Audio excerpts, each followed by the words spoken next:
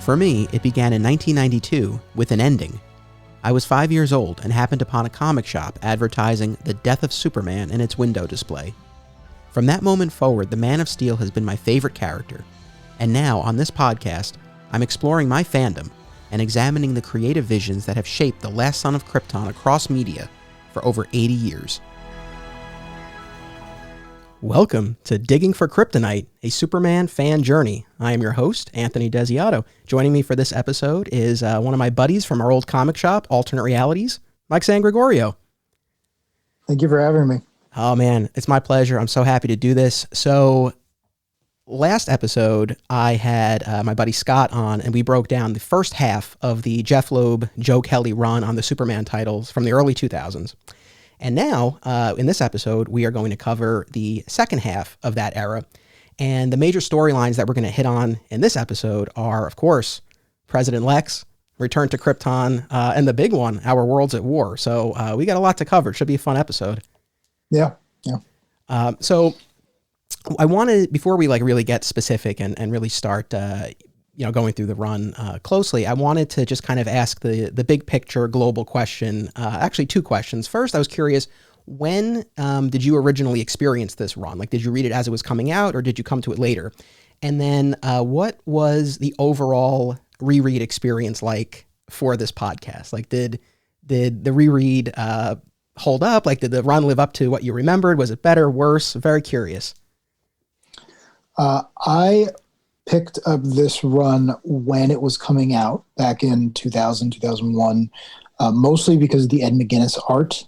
I've always found his stuff to be very Eastern influenced, from manga, from video games, things like that, which I've always been a big fan of. So when I saw his take on Superman, I started picking up the issues from there, and then things kind of escalated when Joe Kelly took over one of the sister titles.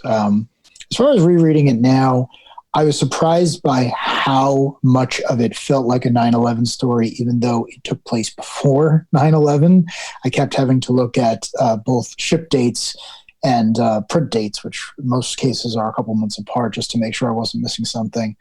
A lot of the other stuff is very slow, I guess would be one way of saying it. There was a lot more content than I remember, but a lot less actually happened. I don't know if I'm describing that correctly, but I think it's kind of the shift between, back then we didn't buy these things in trade as often as we bought every issue, and every issue had a story. And now I'm used to reading it in 6 and 12 issue clips, and it's like, oh, great, we're going to have acts 1, 2, and 3. This was kind of like, oh no, this is a true serial. This is going to keep going. So it took a little longer than I was expecting, but it was good. I'm glad I reread it. It was nice to reminisce about this stuff from so far away, which is nonetheless still very, oddly enough, very relative to today. Yeah. So specifically with respect to the President Lex storyline, I should share with our listeners, we are recording this right before Halloween. So we are recording this before the 2020 election. But certainly, in rereading it and in our discussion here, certainly a lot of parallels that one could draw between the President Lex storyline and what the country has experienced over the past few years. So much so that there were a few times as I was, and this is not even to get political, but a few times as I was reading the President Lex storyline, it was almost like, did Trump read this? Was he inspired by this? There's even one bit in one of the issues where they talk about refreshing Mount Rushmore, which, is something that was in the news in the recent past. And it's like, you could almost see it, right? You could almost see him reading it and being like, I read this book, fantastic book, great book, about a heroic billionaire with a huge building who has to fight an illegal alien from Krypton. Great book. You could almost see it. Yeah. For me, this wasn't a surprise when it happened back in 2016, because I kept talking at the time about this storyline, this Lex 2000, which was all about an outsider who had up until that point been apolitical, who decided to throw his hat in the ring and who won quite easily and just kind of did his own thing. One of the things that jumps out at me about Lex And one of the reasons I think you see this storyline in other mediums, such as in Smallville and other takes on it, is that it was just a natural evolution for the character. And I mean that by both Lex and Trump. When they restarted the continuity in Crisis on Infinite Earths, John Byrne has said, I think repeatedly, that one of his influences at the time was Donald Trump. The idea of a businessman who was just larger than life and controlled a lot of a city. For the longest period of time, Donald Trump was just synonymous with New York. He wasn't synonymous with America or politics or any of the things he is now. So for the longest time, it was just like, this guy wants to be in a particular field. Well, now he wants to change fields. And with Lex, it was like, even I forget who wrote it, but his unofficial autobiography actually uses a pastiche of one of Trump's book covers. So, these two had like parallel narratives for the longest time. And when Donald Trump was elected in 2016, I just kept saying, well, this happened. This has happened already and didn't end too well for that guy. So let's see. Yeah, no, very much so. And so, again, I remember that storyline fondly and it was fun to revisit. But yeah, I am especially glad that we did it now because it was sort of a whole other lens to view it through.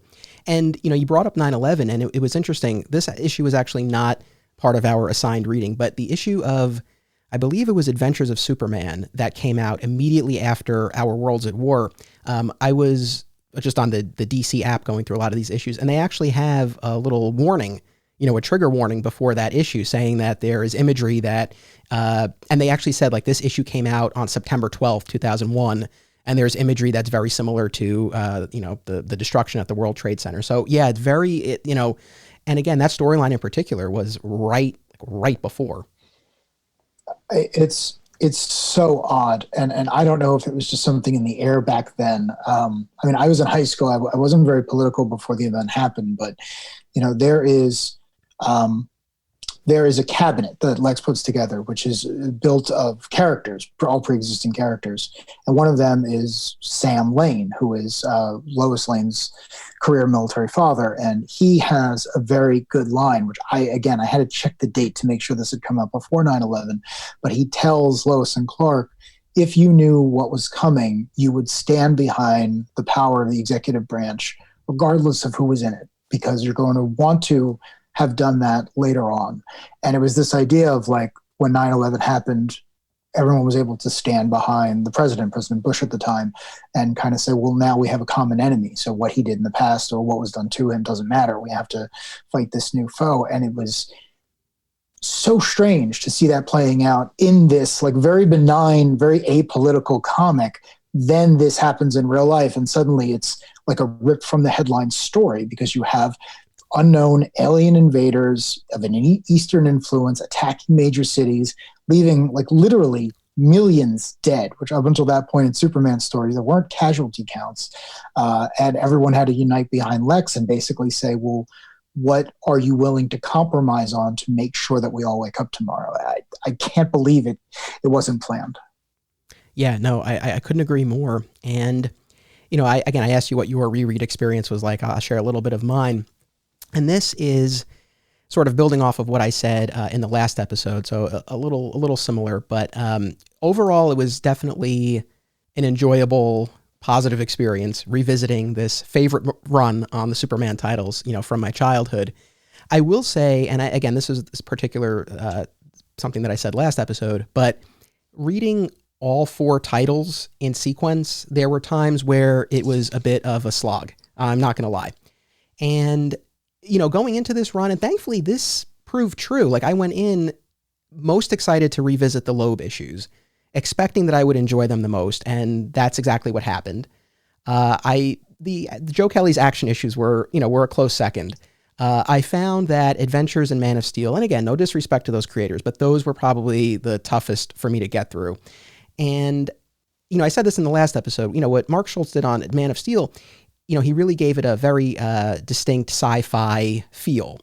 And I respect that. And I think it's great that there was a Superman book that really leaned into it. It's just not necessarily the Superman book that I was most into, that sort of take on the character. Although there were a couple of things that I did enjoy. And then Adventures of Superman, that book had, over the course of these couple of years that we've been discussing last episode and this episode, 3 different writers. And I think, it was a while before, that book really kind of came into its own. And, you had J.M. DeMatteis for a good bit, in the issues that, we're going to be talking about. And he really took more of a spiritual or supernatural approach to the character, which, again, if you're into that, I think that's great. That wasn't necessarily what I was looking for. So those issues were a little tough. But I felt like that book came alive when Joe Casey took over. And this poor guy, I mean, I hate to say poor guy, but like he came on, he had to wrap up the storyline that DeMatteis was working on. Like I think he co-wrote one, and then he had to write the finale by himself, and then he went right into Return to Krypton. So like it was a while before he could actually tell his own story. And when he did, it was probably my favorite issue of Adventures from this period of time that we're talking about. It was 590, and it was the one where President Lex sends Superman to Bialia to retrieve a journalist who had been taken hostage. Yes. Great issue. And I think it was one of the ones that really highlighted why President Lex, like why it was such an interesting storyline, is to put Superman in such a complicated position. And so that was definitely a highlight. So once Joe Casey took over, that definitely, kind of kick-started my interest in the title. But prior to that, Adventures and Man of Steel were a little bit tough. And again, especially reading them in sequence, there were points where it was a little tough, I'm not going to lie. But on a positive note, I didn't really know. I was, I guess, a little hesitant about how I would feel about Our Worlds at War, because I sort of remember it fondly as a kid, but I don't feel like it's necessarily viewed well generally by fans or critics. That's always kind of the sense that I've gotten. And so I was a little worried going in. I'm like, well, maybe I'm not going to like it. Like I liked it as a kid, but maybe I wouldn't now. And I actually quite enjoyed it, for reasons that we can discuss. But I was very pleasantly surprised that storyline in particular held my interest the way it did. I listened to the Man of Steel soundtrack as I was watching. Like I got really into it, Yeah. So that was sort of my overall experience. I find it really funny that you said upon reread the Loeb issues were still your favorite, because at the time I enjoyed the Joe Kelly run more. I'm a huge Joe Kelly fan. I've everything he's ever written. I like his run on Justice League even more than I like Grant Morrison's run. Like I'm a huge fan of his. I can't even tell you why. He just makes me laugh. And rereading his issues for this was a delight, because they are the ones I've reread since then, and seeing what he was playing off of and watching the relay race of following the S shields every month, and watching one book go to one book and watching him pick up the baton and really run with it for the 20 or 25 pages that he had was a delight. This is something I've got a little bit of experience with as a fan, because at the time these books were coming out, the Spider-Man books were doing something similar. So they had at least one Spider-Man book every month, and when they crossed over, it was a big deal, but you were getting 4 or 5 competing narratives. So, there are people who are very good at this. Joe Casey is an excellent example, but Joe Kelly, I feel like, really excels at this, because I feel like he can take any plot point you give him, find the humanity in it, move on. And I cite as the best example Action 775. I mean, we could talk for an hour just about that one issue. And actually, I did. I had read 775 very recently before you and I talked about doing this for our book club. We had a theme that was best single issue, and I chose that. I've read that comic 100 times. I think it's perfect. And rereading it now in the context of everything else that was going on was just a delight. It was so enjoyable. And what about the Loeb issues? Because I know, you and I had a discussion months and months ago when I was first putting this podcast together, and I talked to you about, would you want to come on and talk about this era? And, you expressed, again, deep admiration for the Joe Kelly issues. I think you were a little less hot on Loeb. So how did the Loeb issues hold up for you? They did hold up. I found something to be very interesting with the Loeb issues. I've read everything Loeb has done. So I kind of understand where his influences come from. I know he's a big fan of Elliot S. Maggin, who was very big in like Silver and Bronze Age DC. What I find most interesting about the Loeb issues is there was this sense of like nostalgia versus progress. So what I mean by that is, we read Return to Krypton, where the express point of the story was, well, we're going to reconcile the John Byrne very modern, very clinical, very cold take on Krypton with the Silver Age version of it, which was kind of a warm, friendly, super place that we never got to see much of. And you got to see crypto, you got to see a lot of the old iconography, you got to see a lot of other stuff. But for me, back in the day, that was a little bit off-putting because that was not my nostalgia. I was reading this as a teenager who very much enjoyed the Burns stuff because I'm a big sci-fi guy. I thought that made more sense to me. So seeing that was kind of weird, not bad. I thought it was a very good adventure story. I love any excuse to go to Kandor. But for me, the Loeb issues were interesting because that nostalgia was set against the desire to use a very modern setting. So what I mean by that is you have, Lex pre-crisis could not have become president. It wouldn't have made any sense. It would have lasted an issue and then they would have been like, aren't you wanted for like crimes against humanity? But the John Byrne version, the version who made a point of keeping himself out of jail and doing everything else, that's a perfect evolution of that character. So it was very interesting to read these issues, which are like, hey, my Superman was really good. Here's what it was like. He would go on to reintroduce Kara Zor-El, all this old stuff. But at the same time, it's like, oh, we're going to use this one plot element from the new stuff and we're going to push it forward. So it was really good because it was how you could use old and new. He didn't necessarily throw anything out, which I liked. Yeah, for sure. And so I'm glad you enjoyed them. Scott and I talked about this in the last episode. What we really liked about the Loeb Superman run was his use of narrators, sort of, carrying us through most of his issues and letting us see Clark or Superman through their eyes. So, Lois is his most frequent narrator, but we have episodes from the perspectives of Perry and Pa and Jimmy and Ray Palmer and Kyle Rayner. I mean, the list goes on. And that to me was my favorite aspect. It's funny though, because I had a very similar thought with Return to Krypton. And I was trying to remember, it's exactly as you said, it was an attempt to sort of fuse, the pre-crisis and the Byrne versions of Krypton. And I was trying to remember because, as a kid, it's like, I don't even know what sort of frame of reference I would have even had for Silver Age Krypton. And as I was reading the story now, I was like, what did I think was going on? Like when I read the story, the first time. I felt the same way. Yeah. Yeah. And go ahead. I was just going to say, like the literal iconography of of everyone on Krypton was dressed like that, and they wore capes and they wore costumes and they wore everything else. Like that was huge in the Silver Age, where tons of Phantom Zone criminals would show up, and Clark would time travel, and he had Supergirl and he had Superboy, and he had this super family, and it was great. But when you and I were getting into this stuff, you especially, you read way more Superman as a kid than I did. It was like, no, he's alone. He doesn't have he doesn't have a cousin. He doesn't have a dog. He's going to have a clone later on, but he's not going to really get along with him for a while. He was alone. It was very much like, you are separate. This world died. There's nothing left. There's a crystal and a birthing matrix, and you don't have anything else. And writers fought against that. Very famously, there was a story with General Zod that John Byrne did. That's a very good Superman story. But this idea that oh no, Krypton was not only warm and it was great, it was conflicted as well. Like one of the things I really like about Return from Krypton is I think Jeph Loeb nails General Zod. I think he's a character we've seen 100 times. Everyone knows him. People who aren't fans, they don't read comics, they know General Zod. They've got 3 or 4 versions of him dancing around in their head.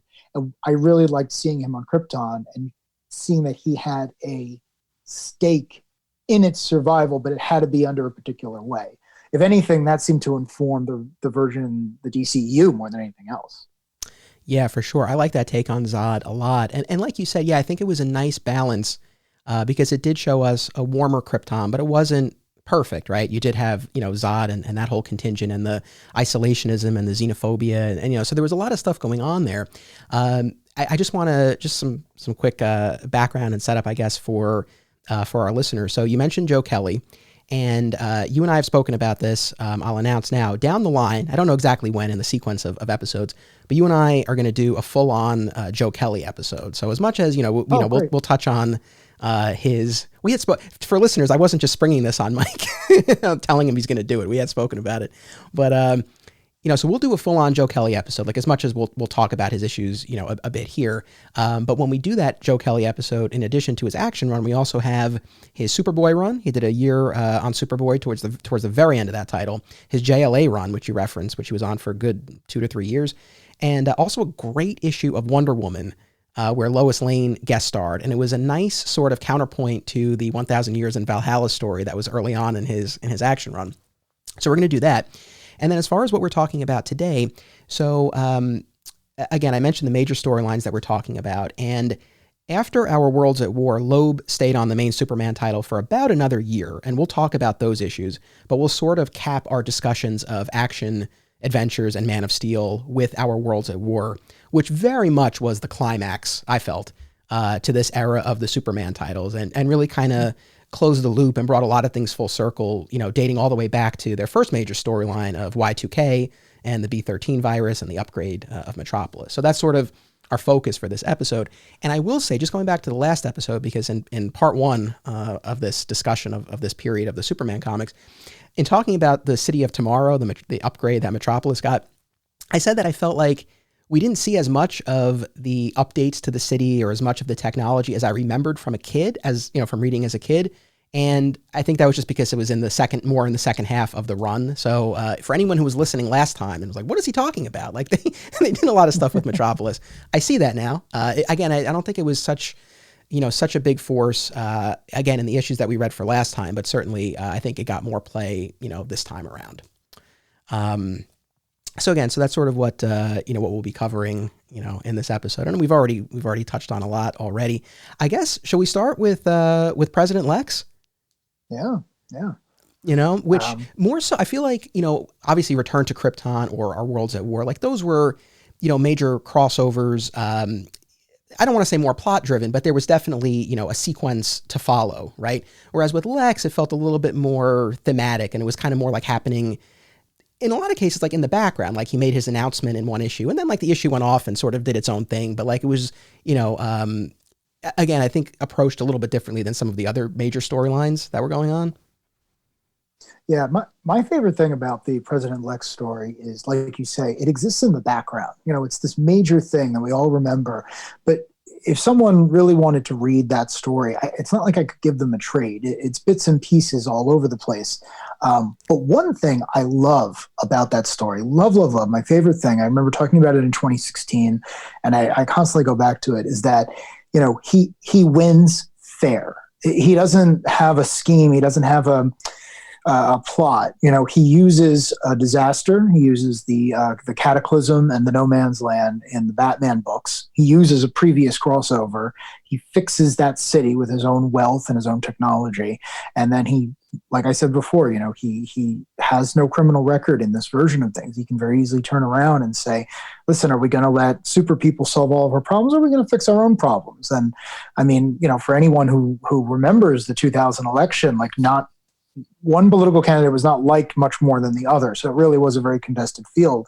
And I just love the fact that probably my favorite issue in the Loeb run is it's a short story in one of the it might actually be in the Lex 2000 books. It's where you see what Superman does when he finds out Lex has won. And it's him like breaking a moon, just going into the depths of space where no one can hear you scream and beating the crap out of celestial bodies. And I love that, because I love that all the things this man has done to him and his loved ones and the world and the city and all this stuff, nothing has gotten him so angry as using the system he purports to support to further his own endgame. And again, Lex doesn't do anything bad. I mean, the first bill he passes, it's like, hey, we should give more funding to the Justice League, and we should do all of this stuff. Like he's rubbing it in Clark's face that he was able to do. And Clark can't accept that. And that's great for me, because it's like, oh, wow, you are giving this guy an arc. Like Clark is running around saying he's going to do something, but he never does anything. Right. No, well said. I mean, I couldn't agree more. And I love that little sequence from that Lex 2000 special where he's punching a moon, because it very much, captures the frustration, like a very real, very human frustration. So I thought that was great. Yeah. I mean, overall, there's a lot that I liked about the President Lex storyline. And your point is terrific that, yeah, he does win fair and square. And yeah, because like you said, he could have very easily run on a platform of, anti-vigilantes, anti-metahumans, and he doesn't. And even that bill that you're talking about, to increase funding, for the Justice League, he even goes so far as to say, I'm pairing it with an education bill, so it has to get through. Yeah. So and I guess a couple of other things. One, like you said, it is a true arc, and I think it escalates the threat of Lex in a very real and natural and organic way.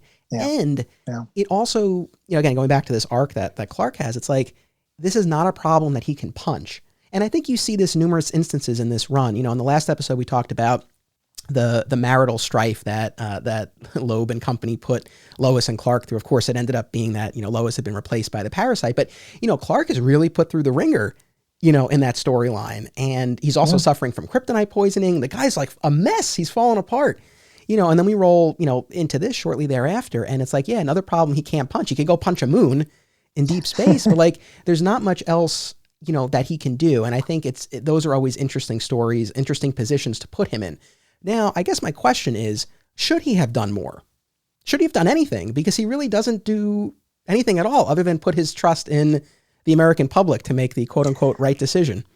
This is an argument that I have with friends at home very often where, Superman's entire thing has always been, not in the Golden Age. The Golden Age Superman would have campaigned for Gore or someone else. Golden Age Superman was a very different character. But post-war, after they added the phrase "the American way" to his thing, that's Superman. Father figure Superman has always stayed above politics. He's not Steve Rogers. He's not Tony Stark. He's not Bruce Wayne. He stays above this stuff because he knows, the shirt I'm wearing, he could very easily take over, and he doesn't want to do that. But to your point, that's an excellent question. Should he have done more? Well, it's arguable that if he came out and said you shouldn't vote for this guy, then he's using his power in a very pointed way. And I think Lex knew that he wouldn't do that, and that's why he was able to get away with it. There's this great joke there's a great line that the Joker has for Batman. It's basically why would I want to kill you? Where would I be without my straight guy? And I feel like the Lex and Clark dynamic is very, very similar. And I call them Lex and Clark because I will always think of them as the two guys in Smallville, of course, sitting in his office while he swills whiskey, and Clark is like, you shouldn't do that. So to me, they'll always be friends. But, Clark could have done something. He could have prevented this. He could have taken a stand and said, I'm Superman. You trust me. Don't vote for this man. He doesn't have your best interests in heart.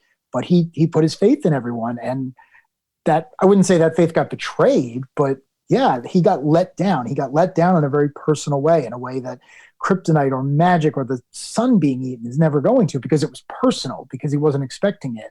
And I like that. I like seeing Clark's altruism, again, not turned against him, because I don't think anyone was manipulated per se. He did fix Gotham. He did very good things. But seeing Clark doubt just a little bit is so rewarding, because it feels very honest and very human. And I love that about it. Yeah. I mean, and it's funny because there's the issue shortly before the actual election where, Batman shows up at the Kent apartment and is basically like, what are we going to do? And Clark's like, no, I think it'll be all right. Yeah. Very, very famous last words. You mentioned the No Man's Land angle, and they did play that up a lot. This whole idea that he rebuilt Gotham, and now, of course, he's in control of the B-13 technology that has upgraded Metropolis. And I love that. I mean, I think they go hand in hand, and it helps make the case for him as president. And I love No Man's Land, so anytime that gets a mention, I'm always happy about that. I was just thinking, though, we were saying that he won fair and square. Mostly true, although it just popped into my head. He does, it seems, orchestrate the attempt on his life, when he's shot in one of the issues. Does he, though? I'm glad you brought that up, because I thought the same thing. But I don't think that's the case. No? I had to look this up a little bit. Again, I know a lot about a lot of comics, but I'm a little fuzzy on Superman sometimes. That character apparently was introduced in the John Byrne run, and Lex had manipulated her early on, years and years and years beforehand. So I think that when she tries to kill him, because I had the same thought you did. I had the same thought, because I think Lois says, why haven't we been able to speak with her? It's like, oh, well, he must have orchestrated this. But I don't think he did, unless I'm missing something, unless I missed a line of dialogue or something. But I think she just was legitimately mad for something terrible he did before the story opened, and took it upon herself. I could be missing something, but I had the same thought you did. Okay, no, I'll go with that. And, I talked about this in the premiere episode, but, one of the reasons I'm doing this podcast, as much as I've been a lifelong Superman fan, and yes, I know a lot about the character, but there are huge gaps in my reading. And as much as I read Byrne's Man of Steel and I read certain key issues and storylines, I have not read the entire era of John Byrne. And so, if that's a character from that period of time, it's like, it wasn't not something that clicked with me as I was reading this. So maybe he truly was fair and square. I tell you, there's one thing that really jumped out at me this time around, as opposed to back then. Back then we were kind of limited. Like, the internet was around, but I don't really know how much I used it for this type of stuff. There were certainly the other guys at the comic book store. I think at the time this stuff was coming out, I was shopping at Comic Book Heaven in White Plains. They knew everything, so I could ask questions of them. And there was some reference guides and things like that. But, now I was able to just go to the DC fan Wikipedia and find cross-references and everything. It took me 30 seconds. I did it, in the middle of a few other things. So it's one thing to read the run where you don't necessarily know who all the characters are and are kind of trusting in the creators that they'll explain all this. Maybe they just don't get time to. I'm not faulting them. As opposed to now where if a comic comes out or you're reading an old one, you can just look them up and you have all of this wealth of information that probably the original writers didn't even have. So that made it much more rewarding this time around. Yeah, for sure. Just a quick side note. Did you read your original issues or did you read on the app for the reread? I read all the original issues that I owned. So absolutely the Loeb, the Kelly, all the War World stuff. I did not have any of the Schultz or the DeMatteis or however you pronounce his name. I'm not actually sure. I looked it up because I was very unsure myself. And in my head, I think I had been mispronouncing it, all along. I looked up an interview he did because I was unsure myself. But so those issues you read on the app then? Yeah, those I read on the app. And then just one-offs like the 9/11 issue you mentioned, the issue of Adventures, things like that I just didn't have, couldn't locate. I read on the app. Because again, it's nice having all this stuff in one place. It's like, oh, well, let me give myself a little bit more context. Let me see what else was going on at the time. That was especially helpful with Our Worlds at War because now you have everything in one place as opposed to back then. I mean, all crossovers are kind of cash grabs, but those issues were expensive. And I know back then in high school, I was definitely on a budget. So I was always trying to follow creators that I liked and characters that I liked. But now it was nice to say, oh, I'm going to read this one just randomly because it'll take 10 minutes. But no, it was nice. I enjoyed the reread. For sure. And, you mentioned before talking about President Lex that, unlike a hard crossover, this was sort of like bits and pieces and in the background. And you were like, I don't know that you could give someone a President Lex trade.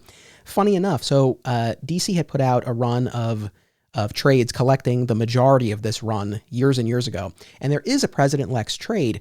But to your point, there are literally bits and pieces of certain issues, like the issue of Adventures of Superman, where he announces his bid for the presidency. It's included in the, in the table of contents right at the very beginning, but it's just like the first 2 or 3 pages where he makes the actual announcement and that's it. So to your point, it really was sort of like here and there throughout a lot of these issues. I mostly read on the app for convenience and also because, to be honest, the page quality on those old trades that I have is not the best. So the art definitely kind of popped more, reading it on the app. And again, you get to read what's effectively the solicitation copy for each issue, which was kind of interesting.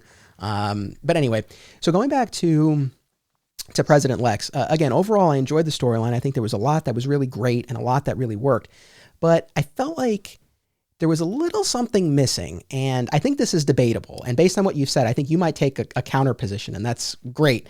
So, I asked could Superman have done more? Should he? I would argue that he should have, and I think that would have made the story richer because it would have made the betrayal more palpable and also more believable. And the reason I say that is, and you hit on this already, in this version, at this point in time, in this continuity, Lex doesn't have a criminal record, right? And they even make a point of saying that the B-13 virus wiped his records everywhere, right?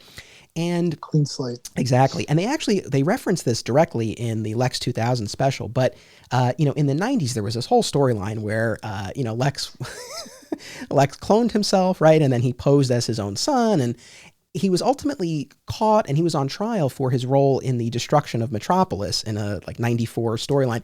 And the out for Lex was they brought in another Lex clone and pinned everything on that clone. So I guess this is a long-winded way of saying that I think to the average person, as much as we know Lex is bad and Clark and his allies know Lex is bad, I don't know, again, at this point in this continuity, I don't know that the average person necessarily knows or fully appreciates. And I think if you had Superman make a public statement or get more involved, and then it really becomes a matter of they went with Lex over his word, I think that would have, been a little bit stronger. I think you're right, but I also think that there's a part of the story that we don't see that is part of what we were talking about there not being, it's not as if President Lex was a 12-issue story written by Jeph Loeb. And if it had, I think it would have been very different. But to your point, the way I always justify that is Superman is two people. He's Superman. He's perfect and he saves everyone and he does what he can and he leads the Justice League and he's a good person. But he's also Clark Kent. And Clark Kent is a Pulitzer Prize winning investigative reporter. And this country's got a long history of newsmen and journalists taking down politicians. So I like to think that while Superman probably didn't go on 60 Minutes and say, this is why you shouldn't vote for Lex. And it's not just because I don't like him. It's because he blew up Paraguay or whatever happened in Rock of Ages. It's yeah, he could have done that. But in my mind, I have to imagine that the Daily Planet had one article every single day that was these are the reasons you should not vote for Lex Luthor. I mean, we even see it in real life. I mean, how many times has President Trump attacked the New York Times? Newspapers and their editorial boards, they support people. This was not a hyper-political story, but the way I read it, and again, this just may be because, I'm a huge geek, but I thought to myself, Clark, Lois, all their friends, they probably had columns every day saying, why would you vote for this man? Why would you vote for this man? And again, hindsight's 2020, but we saw this, we're seeing it now. It's you can write about all the facts. You can write about everything you want. You can bring out witnesses. You can bring out evidence. People are still going to do what people want to do. And I think Lex is a great example of that, because the other thing you have to remember is the timeline that President Lex takes place in is not that old. John Byrne was given a mandate of this is a young guy who does this. So really, if you compress the timeline, how long has Lex been around? Maybe people are okay, he did a couple of bad things and cloning is kind of weird, but man, he fixed Gotham. He really he rebuilt all those places. That Wayne guy didn't do it. The government didn't do it. That guy didn't do it. Lex did it, and he did it without wearing a mask. I get behind that, Yeah, no, that's a fair point. I want to pick this up in a second, but let's just do a quick commercial break. Submissions are now open for the March season of the Brightside Tavern Film Festival in Jersey City, New Jersey. Visit filmfreeway.com to submit your film now. Also, be sure to listen to the podcasts hosted by the festival's organizer, CJ Cullen. You can find the official Hang On to Your Shorts podcast, as well as the Cullen on Film podcast, via a shared universe network. The Hive Comics and Games is an oasis of nerd fun and events in the heart of Odessa, Texas.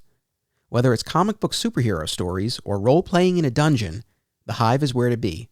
Come tap your mana and face off against the top Magic the Gathering players in West Texas. Hive carries a majority of new comic titles each Wednesday and has all of your favorite titles in their back issue section. Follow them on Facebook at The Hive Comics and on Instagram at The Hive Comic Shop. And we're back. Thank you to our sponsors. I get what you're saying. And it's interesting because I think this shows how my tastes have changed, or what I want out of a story has changed, because, like you said, President Lex wasn't, a 6 or 12 issue story by Jeph Loeb, but it's boy, I wish it was. And I wish we could have spent more time with Lex on. Could you imagine if Greg Rucka did a 6-issue miniseries like Lex Luthor Campaign Trail?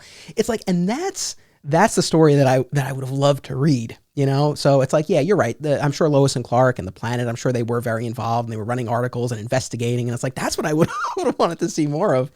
There was also this great bit, you mentioned Lex's cabinet, and the cabinet was really interesting because, yeah, you had Jefferson Pierce, Black Lightning, as Secretary of Education, and you mentioned Sam Lane, Cat Grant as the press secretary. So, that was really cool. And his pick for VP was Pete Ross, which was added this whole other layer to it. And you mentioned Smallville before, and of course, you and I are both massive Smallville fans. And I'm sure you remember, like, at the time, Pete left after the third season, but I know fans were always speculating, like, is there going to be some hint at Lex and Pete's, future, political run together? And you don't really get much until Pete's very last episode on the show. I don't know if you remember this, but I mean, again, it's really barely a hint. But Lex actually rescues Pete. He had been abducted, I think, because someone knew. I think it actually, ultimately, Lex was behind it. But he ends up rescuing Pete. And the person who had taken him was trying to find out about Clark's secret, because Pete knew at the time. And anyway, as they're leaving, Pete thanks Lex, and Lex says, like, all right, you can owe me one. Like, he says something along those lines to kind of hint, like, okay, something's going to happen down the line. But I remember fans were always, like, looking for some sort of, clue as to what was going to happen. But I love the pick for VP. My favorite story in the whole thing was when Clark goes to see Lana Lang, and he basically says to her, Pete Ross is your husband. We were all friends. Why didn't you tell him not to do this? And he doesn't say it, but the reader is supposed to think, because this is wrong. Like, Clark is saying, like, why didn't you meet my moral standards for you? And, she says something about referencing a story where Lex had tortured her, and there was all this backstory. It was a story I never read, but whatever. Lex Luthor did a bad thing to Lana Lang. There's 100 comics about that. And he says, she says, well, I didn't tell him, and you can't tell him. Well, we can't tell him. We have to keep this secret. And the reason is, like, Lana didn't want to give away Clark's secret. So I love the idea that someone was able to tie all this together. So Lana Lang, knowing who Superman was, Superman having never trusted Pete Ross, drove Pete Ross to continue to do the right thing, and it drove him into the arms of Lex Luthor. And to see, like, his very good friend standing next to him thinking he's doing the right thing, maybe he's a little naive, but it was great because, like I was saying before, it's such a human moment. Like, no one is mind controlling him. This is not a shapeshifter. This is not an alien invasion. This is the results of how you choose to share both of your dual lives with, and who you choose to share them with. And it was a gut punch. It was beautiful. There's a really funny scene in one of those early Lex 2000 issues where it's a Loeb issue where Clark is visiting the farm, and they're talking about Pete being the VP, and Pa and Clark are at the kitchen table, and Pa's like, 3 things you never discuss, at the dining room table, politics, religion, and old girlfriends. And Ma's like, I heard that. But yeah, so, very much a debate. And I think you hit on a lot of the issues that, certainly were going on for Clark, and seeing his, childhood best friend go down what he knows to be, a bad path. It was interesting too, the take from the rest of the DC universe on this. And you got it in a couple of instances. Aquaman, of all people, actually got quite a lot of play. And also was it wasn't just the Loeb issues as well, though primarily in those issues. And there's that 2-parter in particular where Aquaman abducts Lex because of machinery that's emitting waves that's, like, hurting the fish. But Lex is actually able to spin it, and he actually curries favor, no pun intended, with Arthur, which was a very interesting take. And Arthur's takeaway is sort of like, no, like, he's willing to work with Atlantis and respect Atlantis in a way that we've not seen from previous administrations. So it was a very interesting dynamic there. Yeah, you actually just hit on something that's a very good point. I don't think I had realized it up until now. Most superhero comics, you would have the president or whomever the elected official was calling the superheroes and being like, hey, fix this. I was not elected to deal with this. But one of the interesting things with Lex is that super people don't put him off. He's dealt with all manner of people. So when you actually vote for him, I mean, he may not have a lot of political experience, but it's like, yeah, okay, if Galactus or, his DC equivalent is going to show up at the White House, Lex is not a bad guy to have him greet that person, because he's not going to feel uncomfortable. He's not going to immediately call someone else. He's going to say, okay, wait a second. We've got a long legacy of this going back to, the 40s and beyond. Like, we've dealt with these things before. What did we learn from those experiences? So yeah, that's actually a really good point. Dealing with Atlantis, later on dealing with the alien worlds during our Worlds at War. Like, he's not out of his depth. And actually that's really interesting to see that office being elevated to that point of saying, like, no, I can speak to you on your level. I don't have to call him. I'm as smart and as capable as you are. And I mean, I think until we get to the Public Enemies arc of Superman Batman, which will be the subject of a future episode, I think our Worlds at War is kind of the greatest payoff to Lex being president, like seeing him in that role and how he interacts with everyone. And, we can get into that momentarily. But yeah, as far as interacting with, again, we mentioned Aquaman, there's a great sequence in that Lex 2000 special where Batman tries to take back the kryptonite ring. Yeah. From Lex. I mean, that was a great moment. And then there's Loeb did a Christmas issue of Superman that was an artist jam issue where you had, a bunch of artists and people I had completely forgotten about, like Joe Mad did a few pages. Liefeld was in there too. Yeah, Liefeld. The late great Mike Wieringo, shortly before he took on the art chores on Adventures of Superman, he did a couple pages there. It's a great issue. And sort of the structure of it is, Superman going around giving gifts to the Justice League members. Not always the best gifts. He gives like rubber bands to Plastic Man, stuff like that. But hand in hand with that, they're, sharing their take on Lex being president. And you get, sort of a range of reactions, I suppose. We talked about Aquaman. Wally was especially funny to me because he says to Clark, Uncle Barry, always taught me to respect, the democratic process, and I do. But if you want to go get Lex, like, let's go. So, I thought, I thought that was nice. So that was an especially cool issue, I thought, just to kind of, get those wider perspectives from others, not so close to Clark. I thought that was a cool issue. One of the things that it's important to remember too is the time period that President Lex was coming out of. This was the era where we had already had the Authority at Wildstorm. In fact, I think by the time this comic came out, DC might have already bought Wildstorm.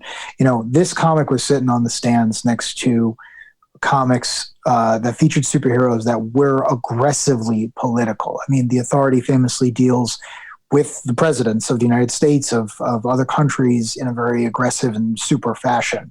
So it's not as if this wasn't in the air, so to speak.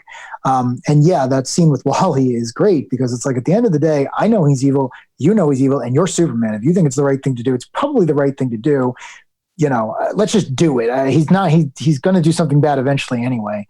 But the DC heroes, the Justice League especially, have always stood above politics. It's like, we have to protect you from evil gods and alien invasions and stuff you can't protect yourself from. But they really never involve themselves in affairs unless they're asked to. And to your point earlier, it's come back to bite them because now they have to play nice with Lex because up until this point, they've over-respected the office. And again, their MO is to wait until something bad happens. So it's kind of like funny to see them so frustrated at that. Yeah, and this is, I guess, somewhat related, and I'm jumping way ahead to one of the final issues of Loeb's run, but time is a flat circle. There you go. But there's that issue, again, towards the very end of the Loeb run, and, we can talk about this. The last bit of the Loeb run was more of a mixed bag, I felt, than the rest of it. But Dracula. Yeah, which I'll be perfectly honest, I kind of just skimmed through that one. I'm not gonna lie. Those last few issues were a little wonky. Oh, actually, though, on that note, and let me bring this up now so I don't forget. So there's this. I forget exactly how I came across this, but there was a thread on the Comic Book Resources forum about a year or so ago. Rich Johnston at Bleeding Cool turned this into a story, so it's actually a Bleeding Cool story if you want to look it up. But basically, Patrick Gerard, the writer, I don't know if you're familiar with him offhand, he actually gets a special thanks in the Uncle Sam issue of the Loeb Superman run. So there's that issue where Uncle Sam, the embodiment of the spirit of America, has lost his way, and he fights with Superman, and then Superman sets him straight. But anyway, he got a special thanks. So it seemed like he was working with Loeb to some extent. He was pitching DC at the time. Like he seemed to have some sort of, inside knowledge into what was going on. And in this thread, he was talking about some of the behind the scenes stuff. And it was interesting. One of the things was that apparently Loeb functioned he went beyond the role of writer. He functioned almost as a quasi-editor in terms of headhunting and putting together teams and I think crafting the overall direction. So it seemed like he served, a much more involved role than just writer. So that was interesting. And, that doesn't surprise me. I mean, considering how much, we're talking about Jeph Loeb, we're talking about the former president of Marvel Television for a decade. I mean, this guy, he's a writer, of course, but I mean, he's more in the Stan Lee vein of like, I know what has to happen to make a bullpen run, for lack of a better term. So yeah, that doesn't surprise me at all. Yeah, so he was like a producer on the Superman books, effectively. And then the other two things that jumped out at me, one, and I think I had a sense of this originally reading it somewhere, but apparently, the Emperor Joker storyline, that was sort of where we left off at the end of the last episode, but that was not, that was just a Superman storyline over a summer. Like it wasn't a line-wide DC event, but apparently it sold very well. It did event book numbers. So much so that DC basically gave the Superman team, the keys to the kingdom. And that's why Our Worlds at War went from what was originally going to be Our Superman at War and a much smaller event, more in line with Emperor Joker, to this line-wide DC event that crossed over into, Supergirl and Young Justice and Superboy and a bunch of other titles. And you had all these expensive specials that, you were mentioning. Sure. So I think the story, that story got way bigger than it was originally intended to be, which was interesting. And then the last piece that Gerard mentions in this thread was that Loeb ultimately left because he was getting pushback from the powers that be at DC over certain story directions in particular. And again, I'm jumping ahead here again, but in one of Loeb's final issues, Lex discovers that Clark is Superman. And that's not a plot point that really goes all that far, really. After Loeb leaves Superman, he launches Superman Batman. The first arc is Public Enemies, and by the end of that, Lex is out of the White House. So it seemed like that was a storyline in particular that was really intended to go further. And so Loeb ultimately walked and only agreed to do Superman Batman if he basically could do whatever he wanted. That was the gist of this thread, which I thought was interesting. And again, not especially relevant to the point that I was going to bring up, but I wanted to mention it because I didn't want to forget. And so if anyone's like super curious, again, if you go on Bleeding Cool and you search for Patrick Gerard, I think the article will come up and you can give it a read. It's again, some interesting insight into what was going on behind the scenes of the Superman editorial offices and DC generally at the time. Anyway, what I was going to say was, in one of his final issues, there's an issue with Mohammed X, a black superhero in Harlem, who really takes Superman to task for being out of touch with the black community. And it's interesting. And again, you talk about stories that are, kind of take on new meaning in terms of what we're experiencing in the world today. And it doesn't necessarily offer much resolution, but, Clark goes to Martian Manhunter and says, why don't we have more black members in the Justice League? So interesting questions that were raised. And again, much like with President Lex, it's especially interesting to read it now in light of, everything that's going on. So that issue definitely stood out to me in a way that it didn't the first time. Well, yeah, I had forgotten about that issue altogether, only because it was never followed up on. It was a very good conversation, but it was never followed up on. But I had a similar feeling where one of the most interesting parts of the story early on was John Henry Irons.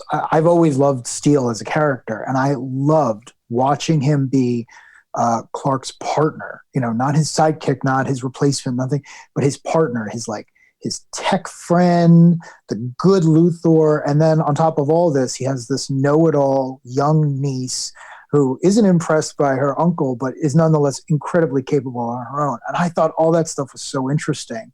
And, John Henry Irons has been one of those characters that showed up in pretty much a gimmick and has become a character in his own right. So yeah, watching the two of them early on was great, because it's like, I love when these superheroes hang out and they have friends, and John Henry has just as much stake in Metropolis as everything else. So I thought it was a great pairing. I thought it was like, you guys have a very good relationship. No one is replacing one another. You're going off, you're doing your own things, and you help each other. Steel eventually is elevated to the Justice League on the Morrison run, and he's one of the best characters during that. So yeah, definitely a great reread with everything going on. Yeah, and speaking of John Henry, I know I was a little down on the Man of Steel title, but what I really did like about that title was the use of Steel. I think making him Yeah, I mean, beyond just a supporting cast member, but actually Superman's partner was great. And there's a great moment where, Clark finally reveals his secret identity to John Henry. And of course, John Henry already knew because, of course, he knows. But that was such a great moment. And yeah, I think they definitely use Steel well. And he ends up, of course, playing a pivotal role in our Worlds at War. And while I'm on the subject of Man of Steel, I know I had said there were some things that I really did like about the title. And in particular, there was an issue. It was the Christmas issue, I think, right after Lex gets elected, the It's a Wonderful Life-esque moment where Clark sees what the world will turn into if he loses hope and gives up being Superman. And I thought that was cool. Not really It's a Wonderful Life, really. I mean, it's a little bit of a twist. That's one of my favorite movies. So, but it's not as if Clark were never born, but if he sort of gives up now, like what becomes of the world. So I thought that was cool. That was definitely one of my favorite issues of the Man of Steel. Yeah,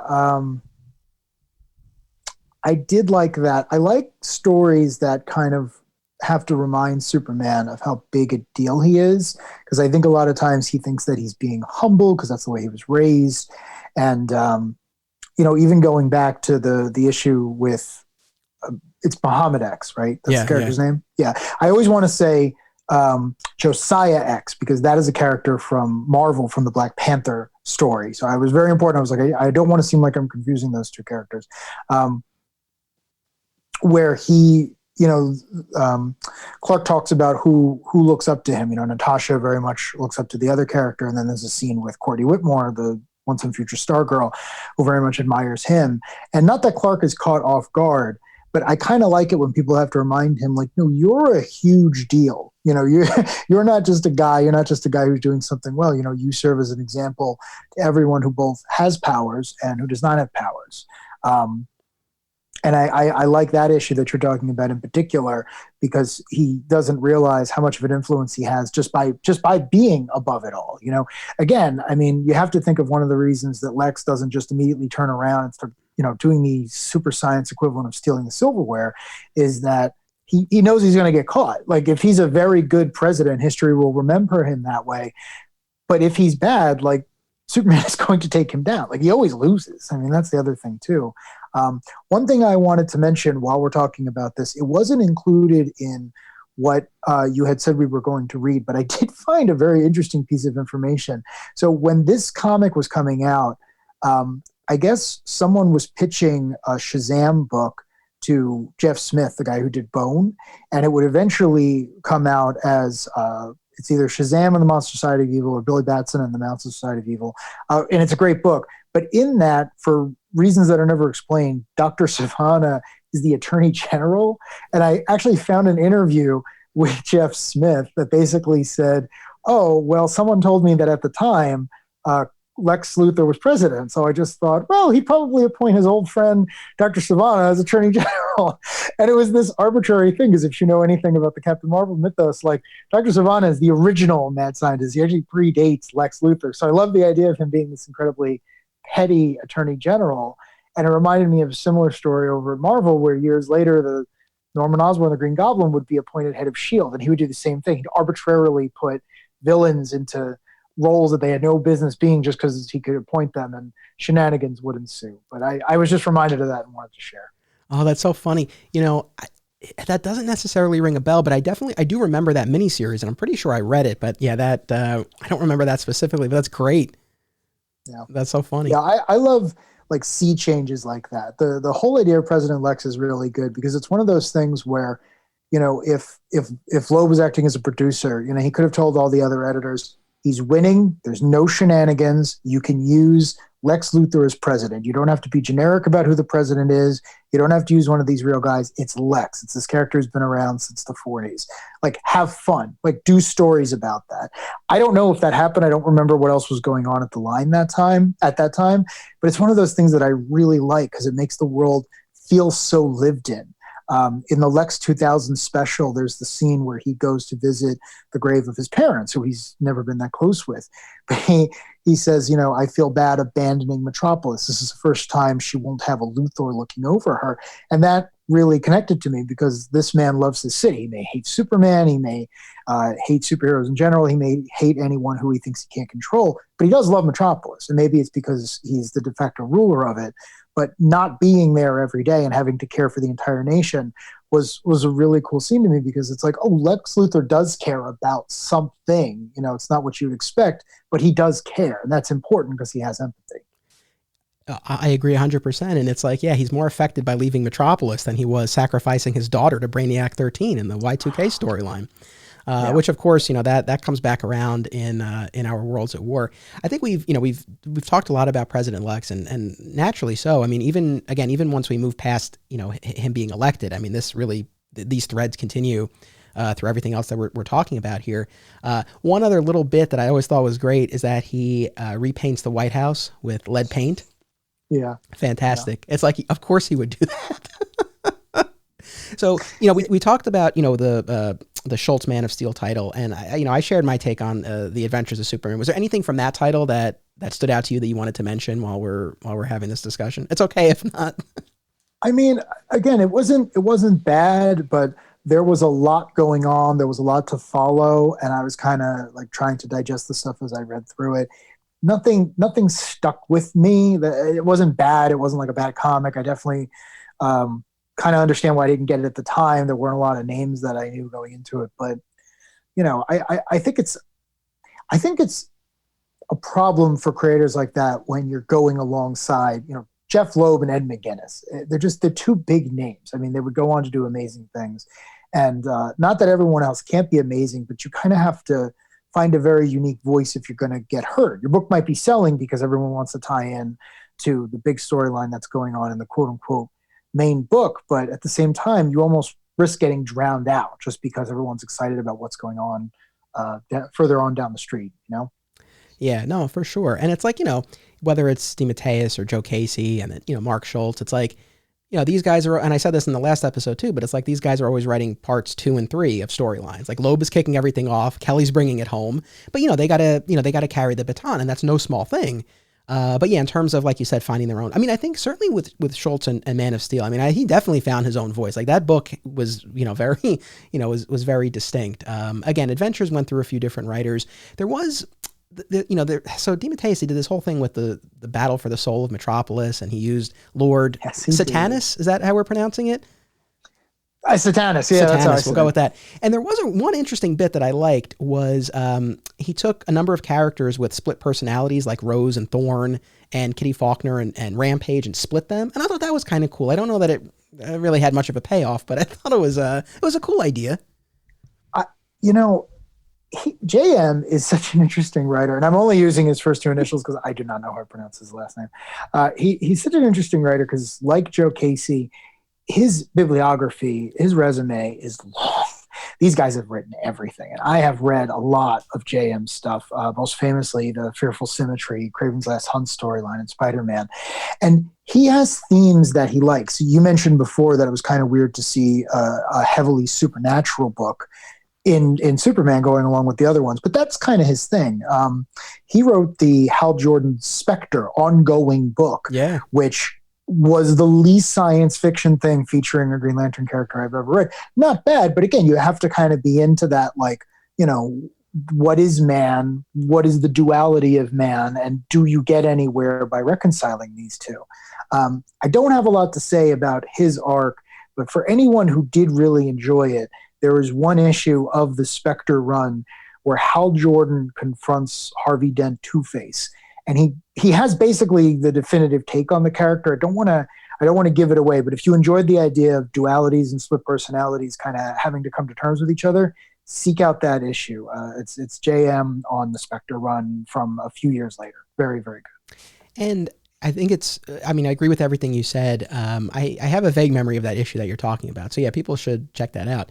And, you know, I just want to say, because I do think this is important with Adventures or with Man of Steel, it's not even that I necessarily have a critique of them. It's not like, pacing was slow or the characterization was off. It's not even that. It's just like the flavors that those books had just weren't what I was looking for in a Superman book. But there might be others who were like, no, that was great.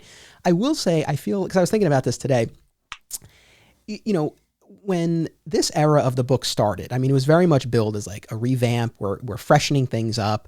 We're going in a new direction. Things had really gotten bogged down in the 90s with the Superman books.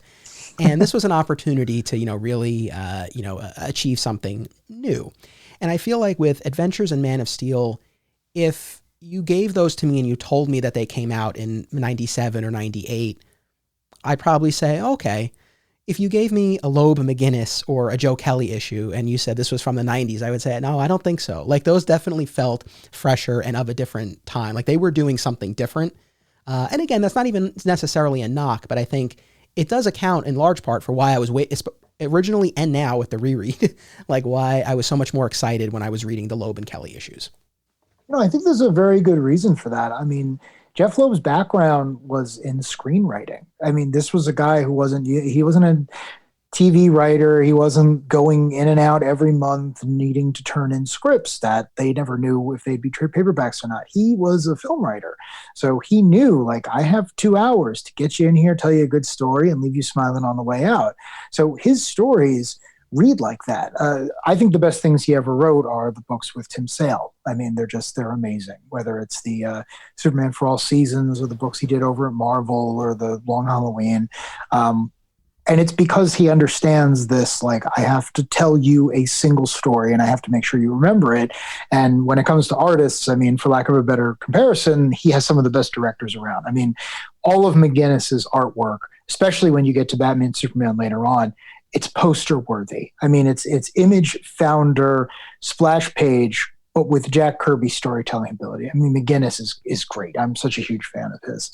But Loeb, I really think, brought that filmmaking sense into it, because it's like, I can't just tell you a story in this one issue and we're going to tell you another story in the next issue. It's like, I have to build on this. I have to build on this. I have to build on this.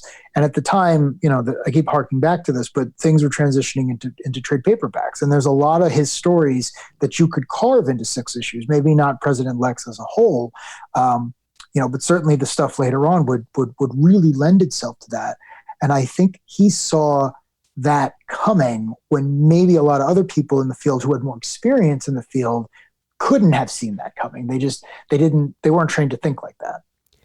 I'm with you. And, I think you see that, again, I mentioned that line of trade paperbacks that they put out collecting, this period. And again, they weren't complete, but I don't think at the time, there was much of an expectation that they would be. It was kind of cool that you were even getting that.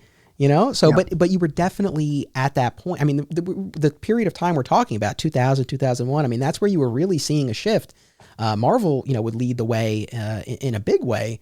And it's always funny because I think prior to that, DC was the publisher that was collecting things more regularly. And again, it was never a given, and it was, not always, 100% complete, but at least you knew you would get something. So I think you're right. I mean, I think Loeb kind of saw where things were going, and his stuff does read like that. That's one of...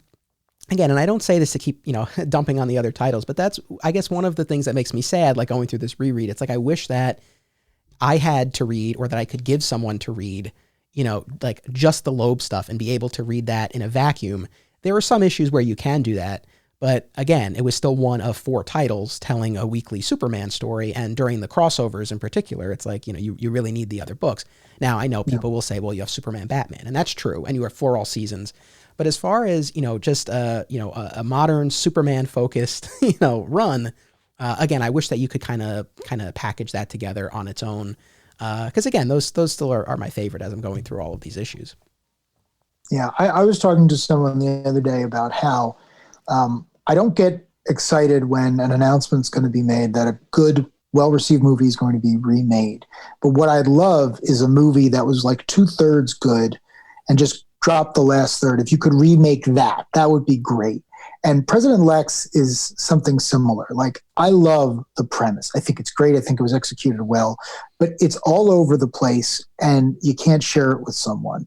So if HBO Max needs some content and they want to do an animated movie of this, or they want to let Loeb come back and McGinnis come back and just do like a 6-issue like summary, something like that, I really think that would be time well spent, because I think you have an evolution on both sides that doesn't go away. Like even today, if someone's writing Lex, and at this point they're probably our age, they in the back of their head they think, well, Lex Luthor was president of the United States for at least a year. Like we have to play into that. Like this is a person everyone's going to know, and we have to make that part of whatever quote unquote evil scheme he's going to do. But yeah, I wish they would come back and just, I don't know, re-envision it something, because I would love to have that on my bookshelf. Same. And switching mediums, but I'm sure that we're going to see a proper live action adaptation of President Lex sooner rather than later. Of course, Smallville and the series finale and their 7-year flash forward, we see that Lex has become president, but Michael Rosenbaum had left the show at that point. He just came back for the final episode. You don't see him running for office. You don't see him in office. And I feel like, especially on the television front, and we do have a new Superman and Lois TV series, so I think there's an opportunity, and especially on television where budget is more limited, like this is very much a storyline that you can do on a TV budget. It doesn't really require, a feature film budget necessarily. So, and again, I just think there's so much that can be mined, and especially doing it in an episodic format and really taking your time with it. I think there's a lot of material there. So, again, I'm very confident we'll see that sooner rather than later. Yeah, it gives the character something else to do, because Lex can be a businessman, but how long is that going to last after he tries to kill Superman or blow up the moon or whatever the plot is for that week?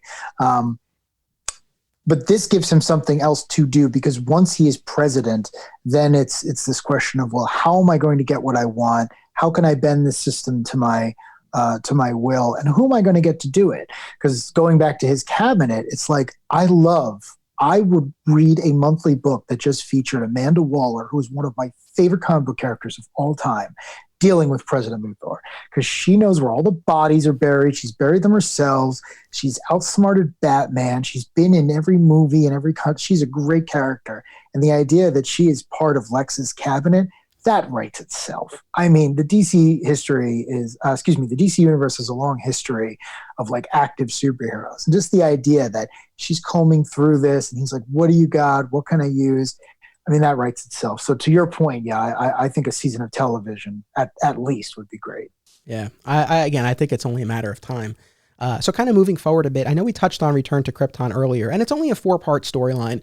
Loeb and McGinnis do an issue the month before that sets everything up, where Clark receives this message from a different Jor-El than he's ever seen before, telling him that everything he's known about Krypton up until now was a lie, effectively, and that this more, kind of colder, more calculated version of Krypton that we got with Byrne's Man of Steel wasn't the true representation of Krypton, and it's rather this Silver Age version, which, again, as a kid, I guess I probably just chalked it up to as a different Krypton, or maybe I had read something in like Comic Shop News or something like that kind of clued me in as to what we were really getting here. But like you said, it was an effort to kind of fuse or reconcile the pre-Crisis and the Byrne versions of Krypton. And so at the same time that Clark receives this message, Professor Hamilton and John Henry are getting messages from Krypton via the Phantom Zone, and this allows Superman and Lois to visit this version of Krypton. And, what I especially liked about it, just getting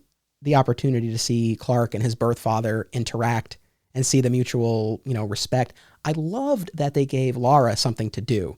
They establish her as top of her class in cosmonaut school. And when Superman is stranded out in space after moving Krypton to save it from destruction, she's the one who hops into the rocket and goes to get him.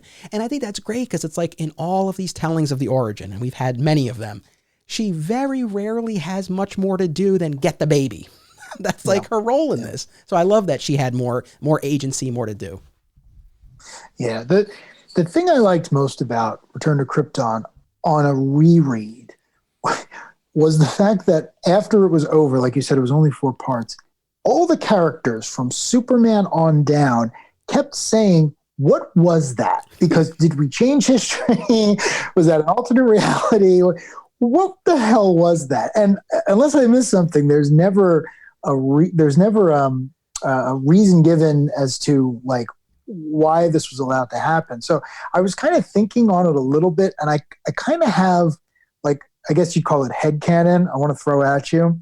I think the only way to really explain what happened in that story, is to say that he went through the Phantom Zone, because again, to put my geek hat back on, the Phantom Zone is not an alternate reality. The Phantom Zone exists underneath and in between all the different realities. It doesn't work according to any law of physics. There's an old issue written by Howard the Duck creator Steve Gerber where he says it's actually just a mental place you exist in. So it's very weird, and a lot of writers have used it to further a lot of different plots. But I kind of think to myself, like, okay, they went through the Phantom Zone, and they kind of went back to like pre-Crisis Krypton. Like that's really the only way to justify it. And I don't know if you know this, but there actually was a story in the late golden, early silver age called Return to Krypton that this was a reference to, where Superman goes back to Krypton, and it's a very similar story. And actually, I don't remember if he gets married to a Kryptonian actress or they are just dating, but it was written by Superman co-creator Jerry Siegel. So this whole story has a great deal of pedigree. And if you haven't read the original story, I definitely recommend it. I don't think it's on the app, but I do like the idea that our modern, very practical, Superman, the Burn Superman, I'm charged by solar energy, science can kind of explain what I can do, has to go back to a world where none of that mattered, where it was just kind of like over the top, wonderful stuff. He has a dog. Why does he have a dog? Don't know, but he's got a dog and it's awesome. And that's kind of my headcanon of explaining it. Like when he comes back, it's like, okay, where did he really go? Well, he went to a reality that doesn't exist anymore. But does it matter? No, because it was an enjoyable story, Yeah, no, I dig your take on it. And yeah, you're right. I mean, they sort of all wonder what was that. And like I said, I mean, he with the help of some ion engines or something like that, he is actually able to move Krypton and save it from destruction. So then that begs the question, well, if Krypton never dies, is there a Superman? Does he ever go to Earth? And of course, the timeline is not altered, so it's always kind of hard for them to reconcile that. I don't want to burst your bubble, but there actually was a Return to Krypton 2 that I saw in the solicits of the last issue. Yeah. That was like literally right after the end of our assigned reading, and I did not reread it in advance of this. I did a little quick, very, very quick recon. I think that ultimately the version of Krypton that they went to, I think, and listeners, you might know this better than me, so if I have the details wrong, please forgive me. But I think it was ultimately like some kind of construct of the B-13 technology or something like that. Like I think it wasn't real. I think that was sort of like the ultimate outcome of this. But, in this podcast, we're going to spend a lot of time talking about the various tellings of the origin. I will say that as much as, I really enjoyed the characterization that Byrne brought to Clark and really emphasizing Clark over Superman. Obviously, that's the version I grew up with. And that I most identify with. But as far as his version of Krypton and the whole idea of the birthing matrix, and that it wasn't the whole bit that Clark was actually born on Earth because he was born with it.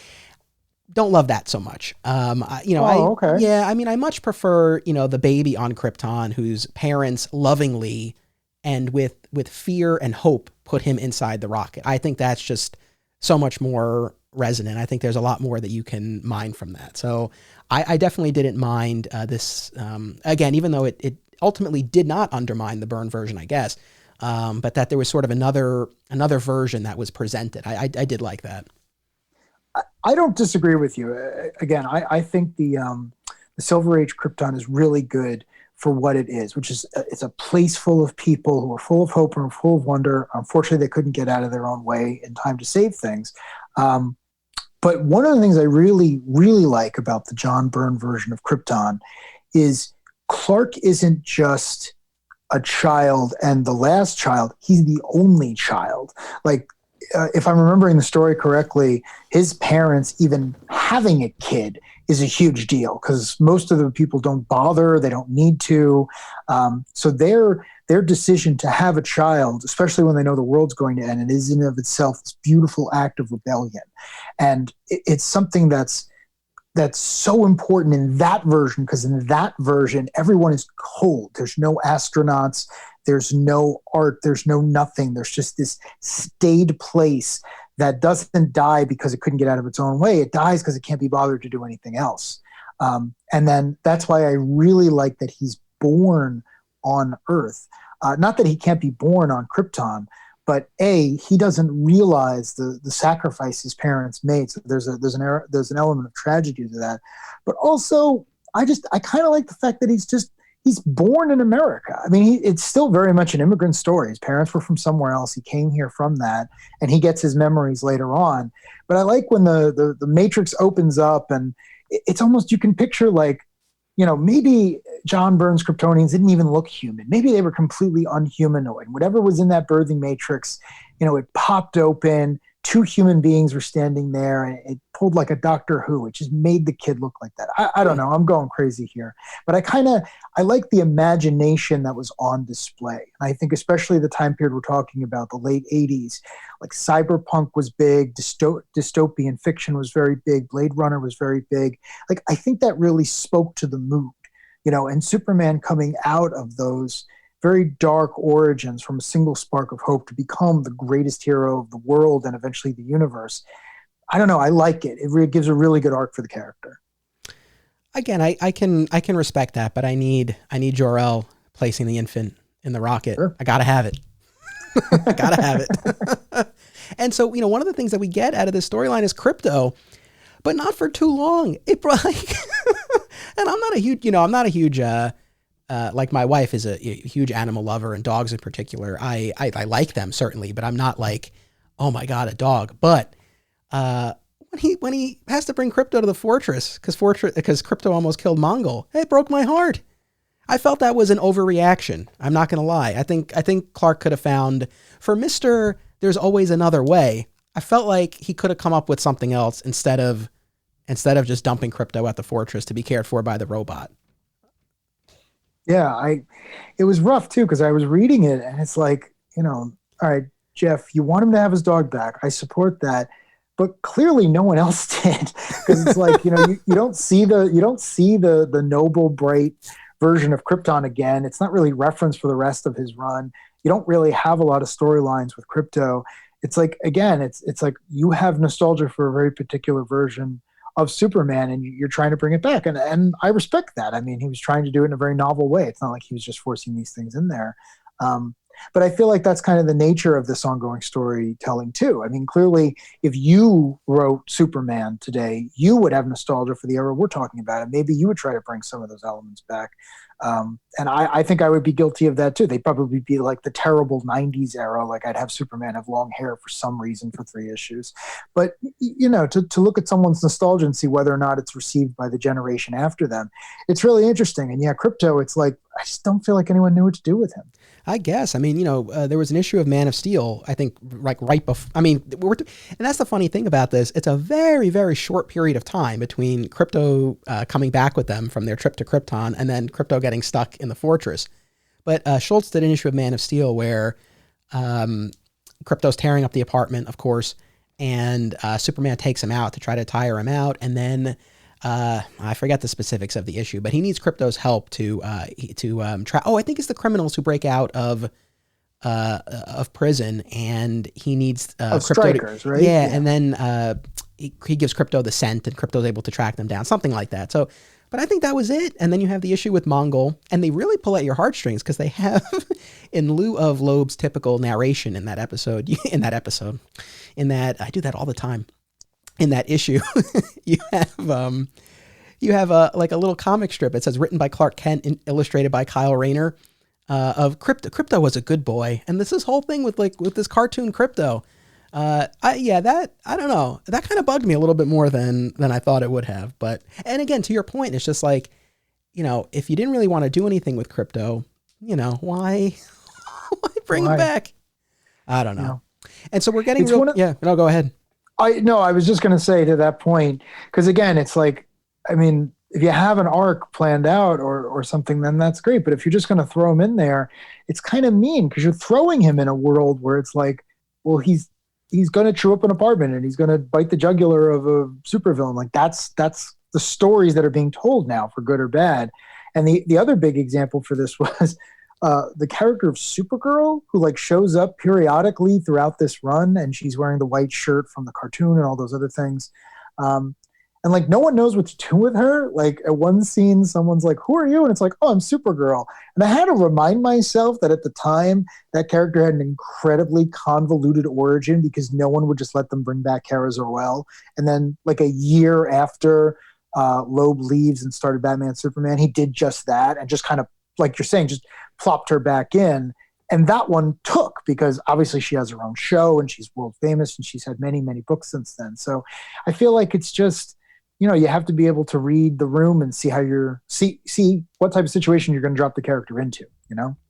Very much so. So we've been going for almost an hour and a half, and we got to talk about Our Worlds at War, which again, very much the, what most of this run was building toward. And, in the very, very beginning, those earliest Loeb issues, it starts with Mongol Jr., coming to Earth to warn Superman of the coming threat of Imperiex. And they have this battle with who they think is Imperiex, but turns out to only be one of the probes. And then, we get little hints of it here and there as we're moving forward, but this is what it all builds to.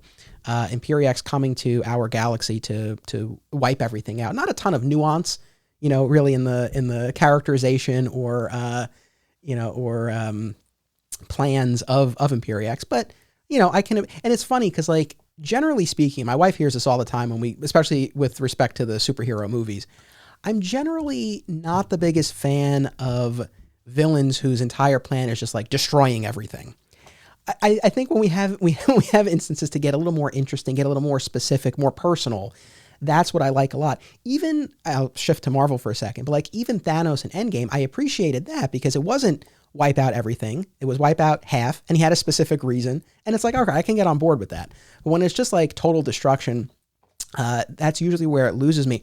But I think, and again, I was pleasantly surprised rereading this, that I enjoyed the storyline as much as I did. And I think that the fact that they framed it as a war story made it work for me. And I think it just kind of put it on another level than like your typical summer crossover where someone wants to destroy everything. I felt like it just gave it a little bit of a little different spin, and I responded to that. I agree. One thing I will say is that I do not like the character of Imperiex. I don't even know if you can call him a character. It's really a cipher. I mean, there's like nothing really there. It's so bad. And it makes me so annoyed because it's like, I love the design. Like, again, McGinnis and his Eastern influences. I mean, Imperiex has this little, like, weird shogun, like, hair bun. He's got the ostentatious armor, but also he's got a decaying, like, human face underneath. Like, clearly, if he had been given a little bit more time, like, this guy would have had a really interesting backstory. But then when you have to scale him up so that he can fight the entire DC universe, and this makes more sense now that you said it wasn't originally planned that way, then it's like, oh, there's an unlimited number of him, and he's got unlimited resources, and for some reason you have to fight this guy on the individuals. I just kept comparing him to the coming of Galactus, where Galactus arrives on Earth. He does not acknowledge human beings. He doesn't even acknowledge the Fantastic Four until they have a way to beat him, and they only do that because another god has decided to help them. And here it kind of annoyed me because Imperiex lands in Topeka for some MacGuffin reason, and then he's fighting Superman, and it's cool to have Superman fight a character who can actually, take a punch from him. But then it's like he's telling him how much he doesn't mean to him, and it's like, what is the point of this story? but to your point, and again, I'm not picking on it. I don't like the villain, but to your point, you're right. It's a good war story. It's really great to see, like Lex has to assemble the Suicide Squad. Young Justice are like the younger soldiers, the ones who aren't ready. Like it was really good to see, like almost like a World War II story. It just happened to be in the science fiction setting, and you had the alien allies who they weren't sure about, and I love that setting. I thought that was really good. Again, I wish there had been a little something more, to your point, that we could care about what the villain wanted, as opposed to just like, Galactus times 2. Yeah, no, I mean, I think that's a very fair, critique of the story. And I think a lot of fans would probably agree with you. I mean, I don't know how often this storyline really, as big as it was at the time, I don't know how often the storyline really gets talked about or referenced. It's never been adapted. And I think it would actually be a cool animated movie. And I think there's a way to do it where actually could work really well. But yeah, I mean, it again, to sort of like have that investment, it is a little tough, but I will also reveal that I I did not read all of the tie-ins. I only read. Oh, Yeah, it was a very conscious choice. Also driven by the fact that I felt like I was a kid in school, like up against the deadline here, because I was like, it was like last night, and I was like, oh my God, I have so much to get through. I read an awful lot. Like yesterday started, and I wasn't even at Return to Krypton, so I had a long way to go. But even putting that aside, I made the choice because I said I really just want to focus on the Superman books, and I read all the tie-ins when they first came out. But I said I really just want to focus on the main books, anything that Loeb wrote. So like Loeb wrote the JLA, Our Worlds at War special. I read that. Obviously, I read the World's Finest special that kind of wrapped everything up. So I made a couple of exceptions, but mostly I just read the core books. And I think that helped a lot, actually. I'm glad that I did it that way because that really gave you the spine of the story. And anything that kind of happens in the other tie-ins, they give you the context. Like, I didn't read the JSA special where they destroy the Imperiex ship, but like they mentioned it in one of the other issues, and it's like, okay, they destroyed the ship. Actually, they mention it in a bunch of the other issues, and there's a reason for that. So back in the day when this thing came out, like I said, I didn't read many of the tie-ins just because they're kind of like a cash grab for the most part. But I did read the JSA one, and it's written by Jeph Johns. And this was back in the day when I wouldn't say he was just starting out. I mean, he'd already done Stars and Stripe, and I'm pretty sure he was working on JSA. But if you haven't read this thing, please do. It holds up. It's amazing. And this is like early vintage Jeph Johns.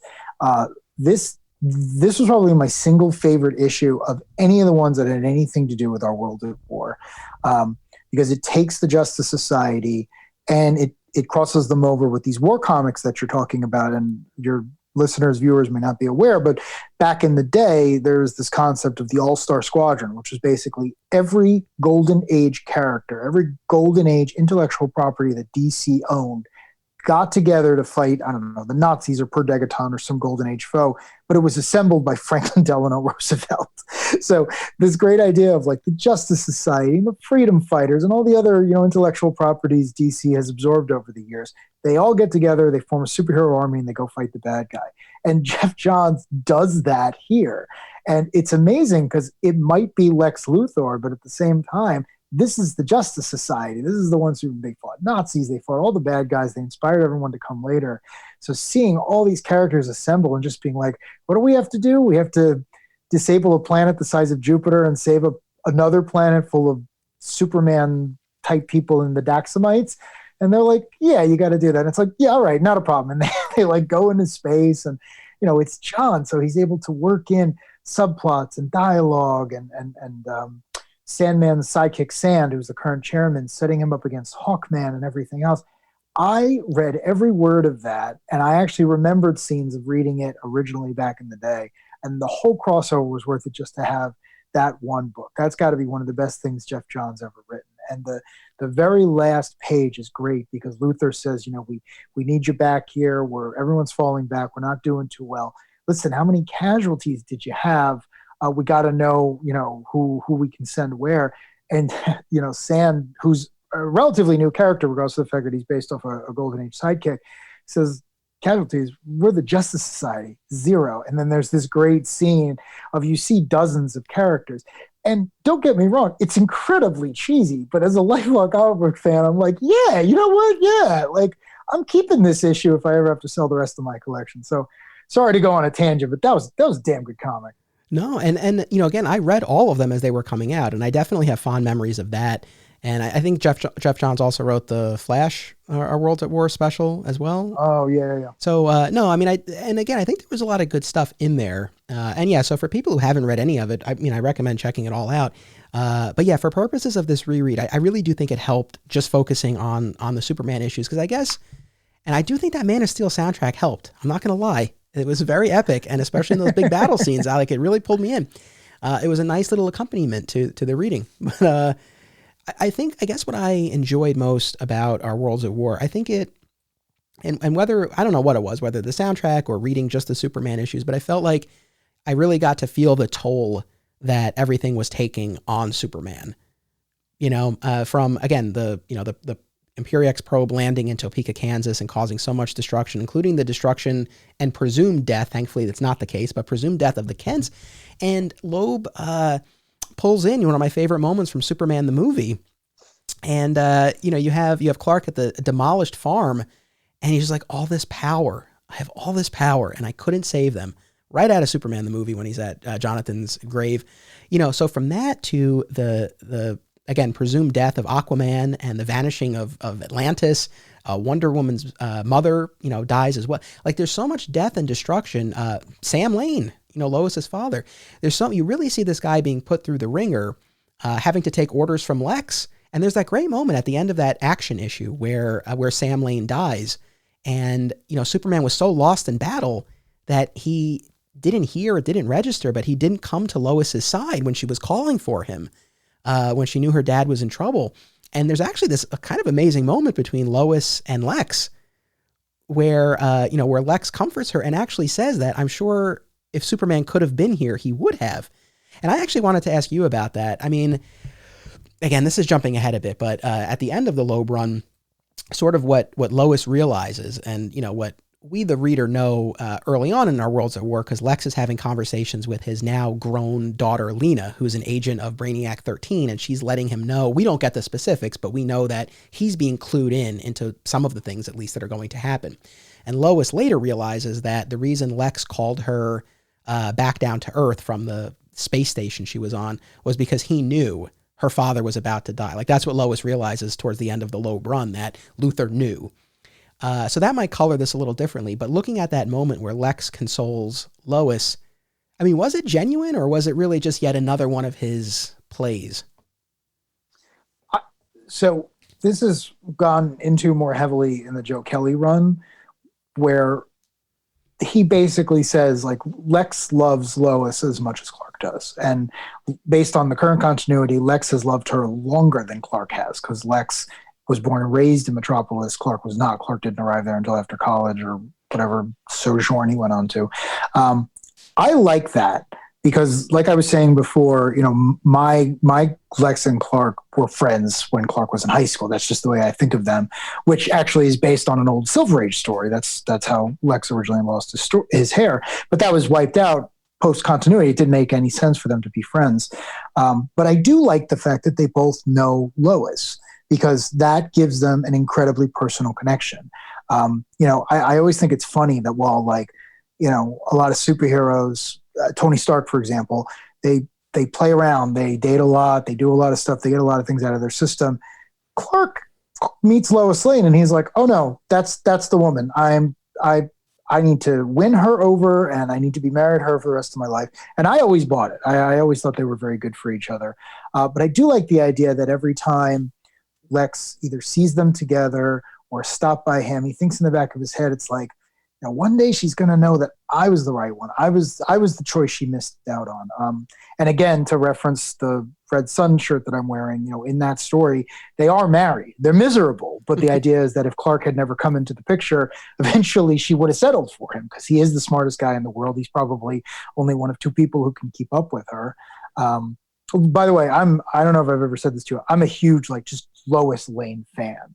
I think she's one of the best characters that DC has, and kind of in the back of my head, I just kind of make Superman like her sidekick, because she chases every story. She doesn't care about the danger, and she knows this guy is going to save her because he loves her. So anyway, that's a sidetrack. But to answer your question, yeah, I think it's genuine. I think that Lex genuinely cares about her, that he would love to be with her, and that, it would piss off Superman, but at the same time, he really does care. He has concern for her.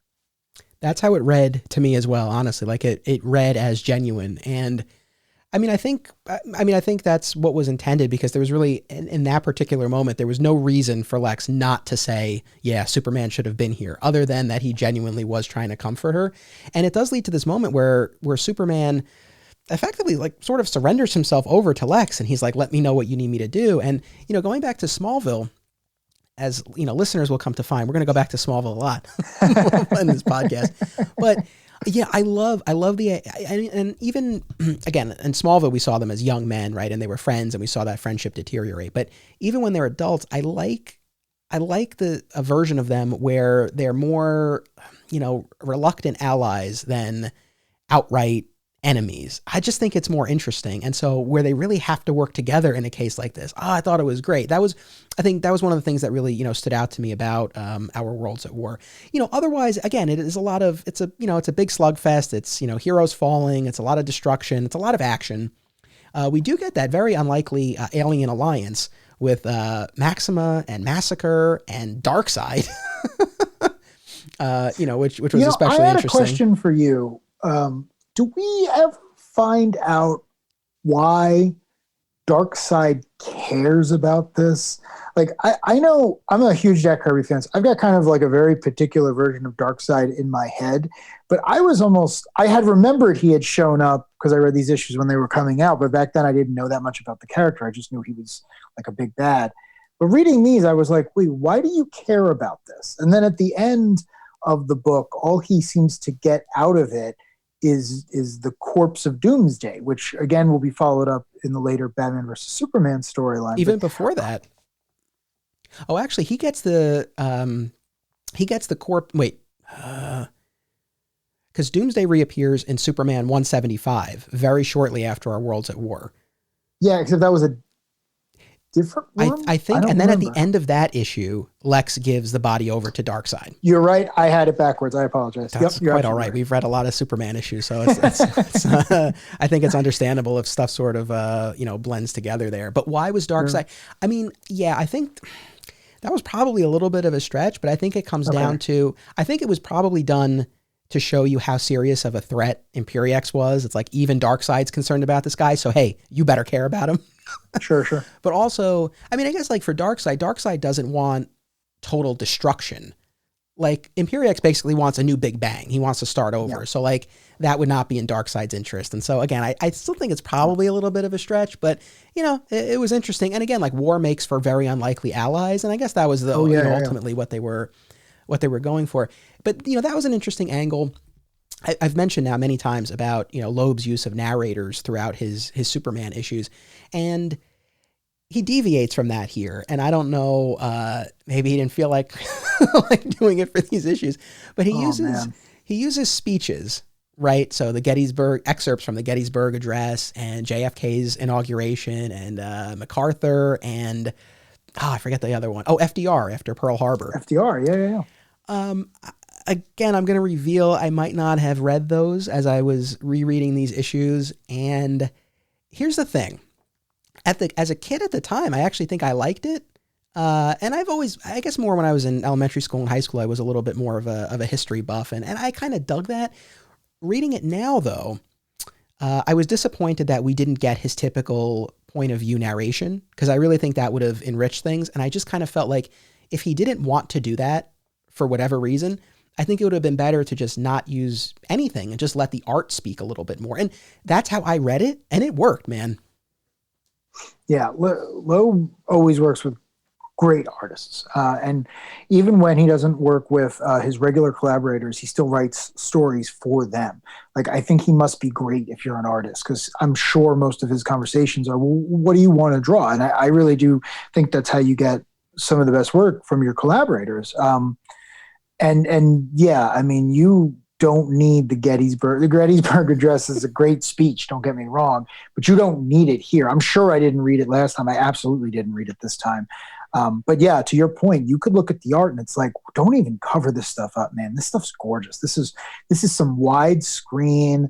Like, this is not intrigue. Like, this is pure spectacle. Like, these like Darkseid, Superman, Lex Luthor, Manchester Black. These are Dragon Ball level powerhouses. They're all on the same side. They're all fighting a villain who's 10 out of 10. Let the art speak for itself. And let's go big. If we're already going light on plot, then go light on plot. Let the art speak for itself, and let's see if we can come up with something that lasts. Yeah, and honestly, reading it that way worked better. So yeah, I do wish that he had just again let the art speak for itself. Yeah, I don't feel like the speech has really added all that much, but I don't know. I mean, maybe people read it and they feel otherwise. I'm not sure. But yeah, again, as far as the sort of like the unlikely bedfellows, I mean, Superman has to fight alongside Doomsday in one of the Adventures issues drawn by Wieringo. This is gorgeous. Yeah. But yeah, so you do get a lot of stuff like that. Like I said, I felt like the stories definitely showed the toll that everything was taking. And I mean, story wise, we get to essentially the quote unquote twist, I suppose, where Imperiex is built up as the ultimate adversary, but then they're actually able to gain the upper hand and shatter the Imperiex, containment unit, releasing all that energy. And in swoops in Brainiac 13 with Warworld and takes the energy for himself. And then we kind of move into the end game of this, which I've gone on record. I keep saying it on these shows, like Brainiac, not my favorite villain. I guess better than Imperiex though. So that aspect wasn't like, I wasn't blown away by, Brainiac's back. And, we definitely had hints that Brainiac had a role to play in this. I guess I did like that it did bring everything full circle, right? Since we started this run of books with the Y2K storyline and the B13 virus to sort of bring him back now, I think worked. I mean, what did you think? Yeah. I mean, I have to be honest with you. It's one of those things where I feel like a good crossover can be divorced from most of the stuff that surrounds it, and you can give it to someone. Now, obviously, this is not a great example of that because it wasn't designed to be a crossover. It's not Marvel Civil War or Infinity Gauntlet or, I don't know, New Frontier. I'm trying to think of a DC one. But this one was particularly bad because, or not bad, but particularly bad for the reason that I can't give it to someone because the big climax brings in characters and concepts that weren't in the rest of the story. I mean, yeah, everyone was talking about the B13 virus and the citizens of Metropolis were grappling with living in the city of tomorrow and all that fun stuff. But when he shows up with Warworld, with Lena, with everything else, yeah, if you'd been reading all along, that's a great big reveal. But if you just showed up because you were like, oh man, why are Superman and Darkseid fighting together? Who could possibly bring these guys together? And Lex is commanding a superhero army, and he's not the bad guy. And wow, and then Brainiac shows up, and you're like, wait, what? What is going on here? You'd be confused. And then the end where they go back to the Big Bang Theory, it's like, I like high concepts as much as the next guy, but it's like, what is going on? Like, did you guys write yourselves into a corner and you didn't know how to deal with this? Like, the whole thing to me was just like, well, why don't you just do that every time? Like, I didn't know that was an option. Like, let's throw the anti-monitor back to the Big Bang. Let's throw Mageddon back to the Big Bang. Like, if it's so easy to do, I didn't realize that was an option, Well, I was so shocked. I was like, wait, what? That's how you're gonna beat him? Like, no one has a.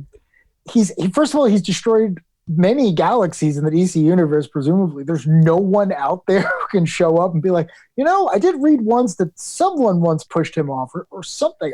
I don't know. It just felt backed into. I'm going to play devil's advocate here because I think that. I mean, I think you see in the story like they don't accomplish that. Transportation so easily, right? Like it takes the temporal energy of the B13 renovated LexCorp tower and the spatial displacement energy of a boom tube fused into this armor that Steel is wearing. Like that's the only way they're able to do it. So it's like, I can kind of buy that. And I actually feel like this feels like a little Morrison-esque to me. So I would have thought you would have liked it more. I feel like you could see him doing something like that. Oh, that's interesting. No, actually, I would agree with that. The part of the story I really liked and did feel very Morrison-esque is when Imperiex goes back to the Big Bang and it turns out that he actually gets what he wants. Yeah. And he has the line that I actually liked very much, which is, it turns out the flaw I was chasing was me. That's incredibly Morrisonian. That feels like a line out of Doom Patrol. So that I did like a lot. And again, if the story had focused on Imperiex, as you said, why he was a threat, why we cared about what he wanted for that matter, then I think that would have been really good because then him having that revelation not only serves the story, but it serves to make an interesting character. I mean, again, we haven't seen this character since then. That was 20 years ago, other than I think he was the villain on the Legion of Superheroes show. This is not an evergreen character, unfortunately. I think that's one of the reasons why. But I think he could have been. And I just think having like Brainiac and all that nonsense show up where it's like, guys, no one cares about Warworld. I'm sorry to say this. Like, Thanos was stolen from the New Gods. You stole him back as Mongol. Like, I get it. He's fun for Superman to punch. That Black Mercy story was a lot of fun, but it's like, stop it. No one cares about Warworld. I mean, I can't really disagree, about Warworld. And it's funny with Imperiex. I love that moment too in the end. And it's like, you finally give him an interesting moment. This is his last one. I mean, better late than never, I guess. And, but in that final issue, I mean, Superman really, he goes off, like he flies into the sun, he absorbs all this radiation, like he's, really on a tear. And, he's the one who has this idea, right? Because the whole thing is like this energy that was contained in Imperiex, like it can't be, of course, destroyed. So it's like, what can you do with it? So I thought for a way to wrap this up, it worked well enough for me. I mean, I get what you're saying. But it worked well enough for me. And then you get this moment where Superman is able to bring back to Lex his daughter, who was once again a baby Lena. And it is a great moment between the two of them where Clark says to Lex, it's like, we're small men in a very large universe. You have a second chance, like don't screw it up this time. So I thought that was a nice moment. And, with our Worlds at War, I mean, again, for listeners out there, it's like, your mileage on this will vary, but I encourage people to check it out. I'm assuming most people listening to this have read it, but if they haven't, I think it's worth a read.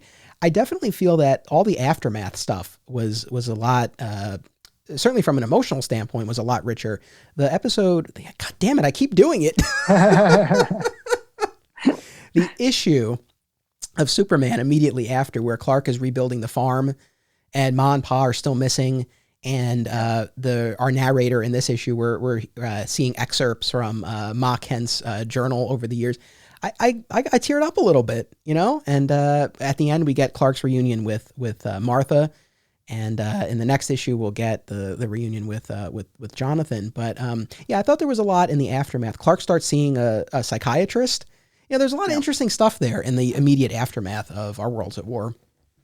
Yeah, I was saving the psychiatrist bit because to me that was the best part of this entire run, and I didn't remember it at all. I don't know if I just didn't think it was a big deal or whatever, but watching Superman in full costume, in full cape, be in that room and be talking to someone and trying to work through these issues was amazing. Again, that to me, if you had led with that, like, let me tell you about this terrible war we just fought while he's sitting on the couch, that would have been great for me, because you see Superman in an uncomfortable position. He's not used, A, to talking about himself, and B, talking about loss. Superman saves people. He helps people. That's what he does.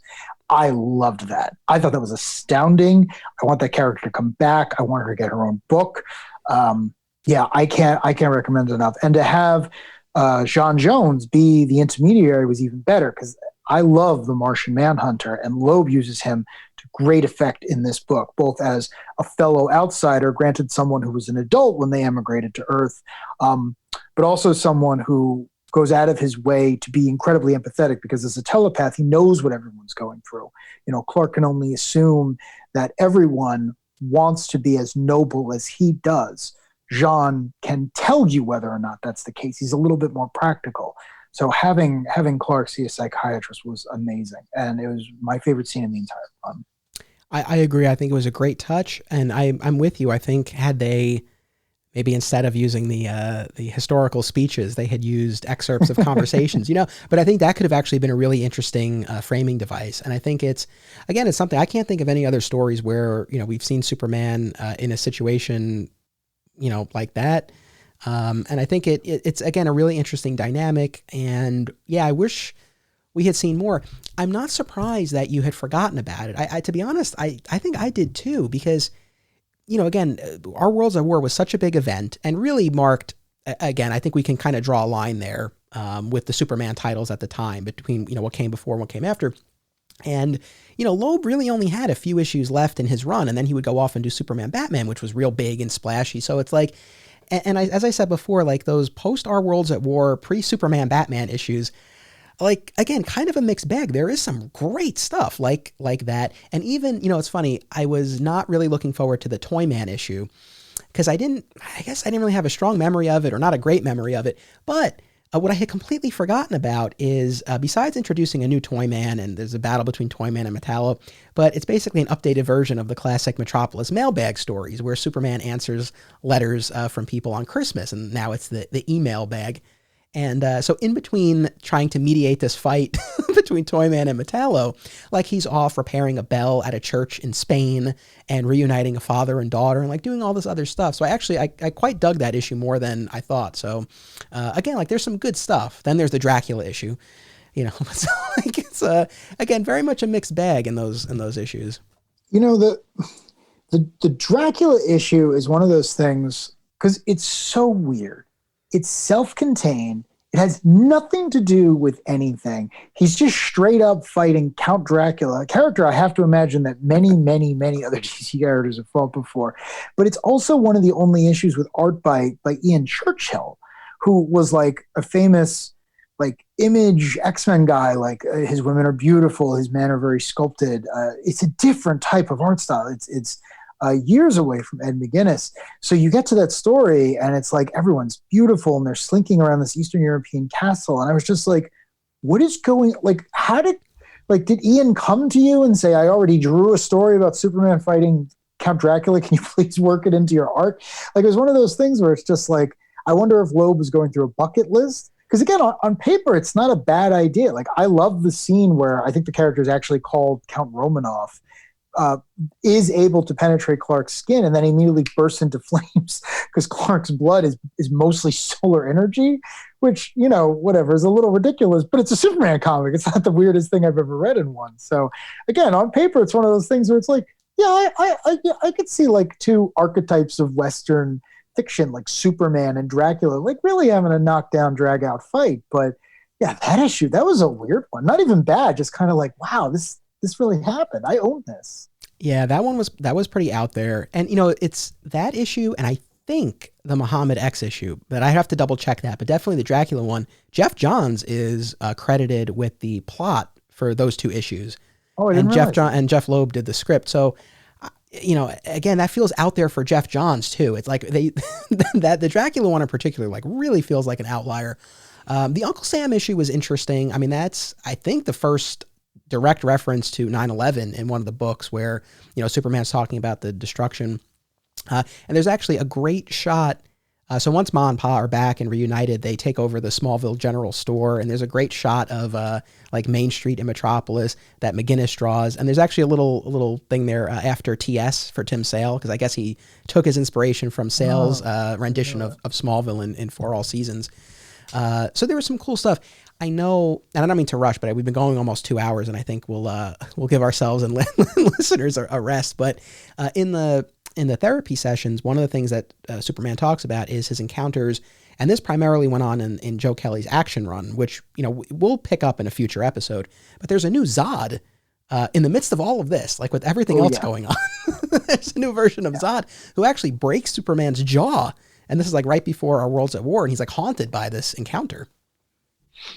Yeah, I mean, not to get too much into it, but the General Zod of the country whose name I cannot pronounce to save my life is one of the most confusing characters. Yeah, I do not know. Clearly, it's supposed to be a combination of apocalypse and then a country that ends in the name Stan, but I've been trying to say it out loud and I can't figure out how to do it. So, but that character is very interesting because, again, it was one of these things where it's like, I want Superman to fight General Zod. And 20 years ago, that was a very easy thing to accomplish because General Zod was just a supervillain you could bring back. But now you can't because no one else made it off Krypton, and Krypton was very cold and all these other things. So the lengths that Joe Kelly has to go through, the hoops he has to jump through to get to Zod, and even for the entire thing that you and I read, he never takes his mask off. He never mentions Krypton. It's just so weird. You know, here we are sitting here 20 years later where we have, you know, General Zod has been in 2 movies since then, and he's been on TV and he's been on everything else. It's like, this is a character people know. It's like, I don't understand why you were bending over backwards to bring in a character who's like a very successful intellectual property. This is strange. Yeah. You know, and you mentioned that with Supergirl too, and it actually is kind of funny when you think about it. It's like now we're 5 seasons in, you know, heading into the 6th and final season of the Supergirl TV show, but it's like, you know, that's who we have. And same thing with Zod and all these depictions. So I know it is kind of funny that they had to, really beat around the bush, with these characters for such a long period of time. But so that was going on in the midst of all of this too. As we wind down here, I want to talk about the final 2-part story of the Loeb run, because I think it ends things on a strong note. It certainly leads right into Superman, Batman, Public Enemies.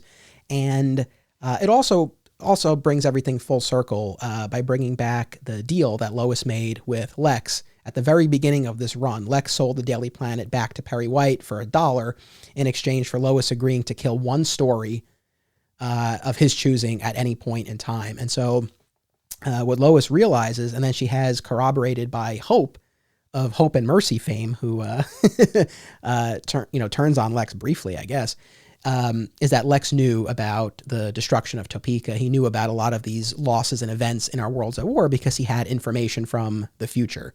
But of course, this is a story that Lex wants Lois to kill. So as a loophole, she passes the story off to Clark. The Daily Planet publishes it. Lex denies it. And then we do get this really interesting moment where, it's crazy to think that the characters didn't realize this was a setup, but okay. But Lex invites the Justice League, to the White House to have Martian Manhunter read his mind. And it's like, as you're reading this, it's like, what did you think was going to happen? Obviously, he has some safeguard in place. But according to Martian Manhunter, Lex, not only he didn't have, prior knowledge, but he does confirm this is what you were referencing before. He confirms to Superman that Lex really does love Lois. Yeah. Yeah. What did you think of that 2-parter? Yeah, I was very much let down by that because not that it was a bad story, but because everything suddenly turned where it's like, oh, okay, he did have an agenda and he did have a plan. He did everything else. But I just kept thinking to myself, like, what's the end game here? Like was it a World War II analogy where it's like, some people believe that FDR had prior knowledge of Pearl Harbor and that led to everything else, or I might be stealing that from Dark Knight Returns. But my point is, like, you always have to ask yourself, what does he want? What does the character want? What does he stand to gain?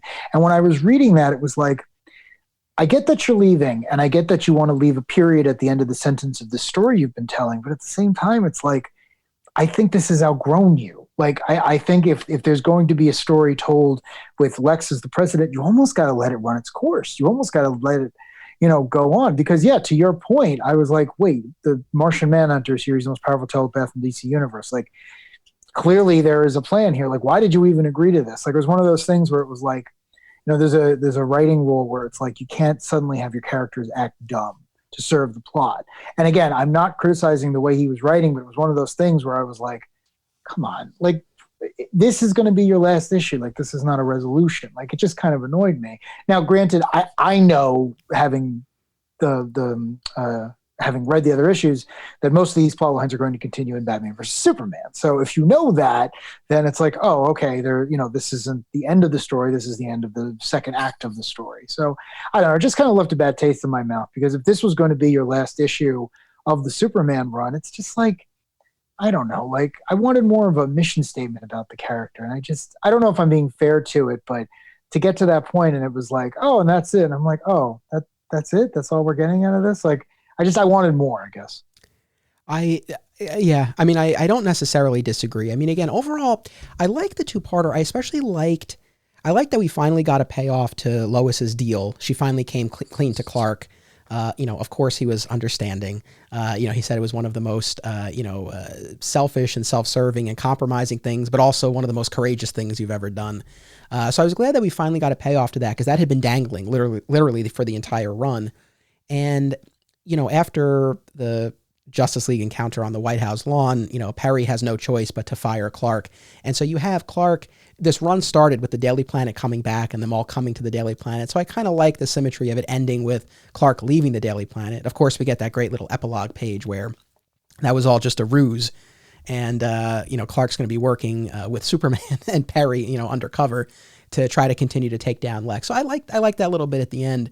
But yeah, I get what you're saying. And I guess I also, going back to the FDR example, right? The argument is, if there was prior knowledge of Pearl Harbor, it was so that it would, pull, right, America into the war. I guess with Lex, it's like, so And I mean, he did know what was going to happen, but I guess why did he let it happen, or what? I don't know, like what the agenda was. It like I have no idea. Yeah. yeah, it's kind of hard because it's like it's not like here. I guess here's the thing: it's not like the metahumans like they wouldn't serve him unless they saw the destruction in Topeka, and then they would follow his orders, right?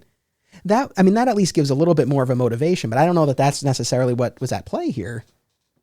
I mean, again, I'm not picking on anyone, but we did discuss the fact that Imperiex doesn't have as much characterization as some of the other major villains. And I think that's part of the problem here, because he was clearly coming to Earth, and there are hundreds of stories where an alien invader crosses the threshold of the moon and suddenly the big seven are there to stop him. That's like a trope. So you kind of have to assume that if Lex is like, oh, okay, a man in a giant suit of armor is on his way to Earth, he's going to be stopped by these assembled hordes. In fact, I may not have to get involved. The other reason that story confused me is if you don't know about Batman versus Superman, there's no reason you should at this point. I don't even know if it was mentioned. You mentioned before how Lex had learned Clark's secret identity, and maybe he got some pushback. What I was expecting the exchange on the White House lawn to be was not off-panel a psychic we never see erase the knowledge from Lex's mind, because again, why would you do that? The exchange I was expecting was for Jean to basically be like, hey, he knows you're Clark. How far do you want to push this? And then set up the psychic response where the two most powerful men in the world, President Luthor and Superman, are looking at each other saying, fine, expose me. Your secret's already embedded in messages I'm going to send to people you haven't even met yet. Your Clark Kent identity will be gone by the time you fly home. Like that, what I thought the exchange would be, because that would be a very Lex thing. Like, I'm doing what I wanted to be as president. I'm not hurting anyone else, but I'm going to find a way to make sure that you have a bad day, Superman, because you've made sure that I've had a bad day. But we don't get that. And this major plot point, this major beautiful thing that was built up was just ignored. And we get this thing about some unseen psychic helping Lex, and then it ends, and then Perry's helping him, and then that's all, folks. And then you close and you move on. It was like, what happened? It is especially puzzling given that, Lex found out the secret 2 issues ago, and there was a scientist who was examining, the satellite records and found that the spaceship landed in Smallville. That's how Lex finds out. And yeah, so it was odd. Yeah, I too was expecting that to be referenced in that telepathic exchange. It's like, that seems like that scene was built to discuss that information. So I don't know. And I mean, again, while the final 2-parter, The Secret, like overall worked well enough for me. I do get what you're saying. And I think this might be a product of, what I was talking about before, that Patrick Gerard was sharing about some of the tension and, right. The pushback that Loeb was getting. And I think it might have been the sort of thing where he was like, I'm done. Because it's also too, it's like, it's a 2-part story to wrap up years worth of storylines. Like it happens pretty quickly. So I kind of get the sense maybe this was not originally going to be, I don't know, you could call it a period because we do have, Superman, Batman, but the ... I think there might have been maybe a little more that was, originally intended. But, so we've been talking for over 2 hours. I think we'll wrap this up now. But any final parting thoughts on this run, either the portion that we discussed or just generally? One parting thought that I have is back to the President Lex thing. One of the exchanges I really, really liked, I forget which of the books it was in, but the first time Superman arrives at the White House after Lex has moved in, they're having kind of a tense exchange, and Lex whispers, because he knows that Superman can hear him, and he says, I don't want you to be embarrassed next time you come here, so let's rehearse it together. Yes, Mr. President. And it's just this beautiful thing because Superman can't react. Lex isn't doing anything wrong, but he's poking him in the eye. He's reminding him that he is now inseparable from this institution, the executive branch, the federal government, the iconography of the presidency that Superman has always placed himself on level footing with. And now that is Lex. Lex has done many schemes in the past but his perfect scheme is being put into a position of power where Clark has to respect him. And I just love the fact that he is enjoying that. Lex is written to be brilliant. Lex can be as smart as the story needs. So he's probably a very good president. I mean, in Red Sun, where he also becomes president, he balances the budget, he cures world hunger, he does all this stuff, but he does it in his spare time because he doesn't care about the electorate. That's not why he's there. He's there to annoy Superman. And I think that exchange really captures why Lex wanted to be president, because he knew it would bother Clark. No, well said. Listen, this has been a blast. I appreciate, you brought so much amazing insight to this. So I thank you so much. I thank you for taking the time, not just for this episode, but also for the reread, because I know, it was not a light reading assignment necessarily. So I appreciate you, taking all of the time to both read and participate in this. This was a pleasure. Thank you very much. I always look forward to having these conversations. Awesome.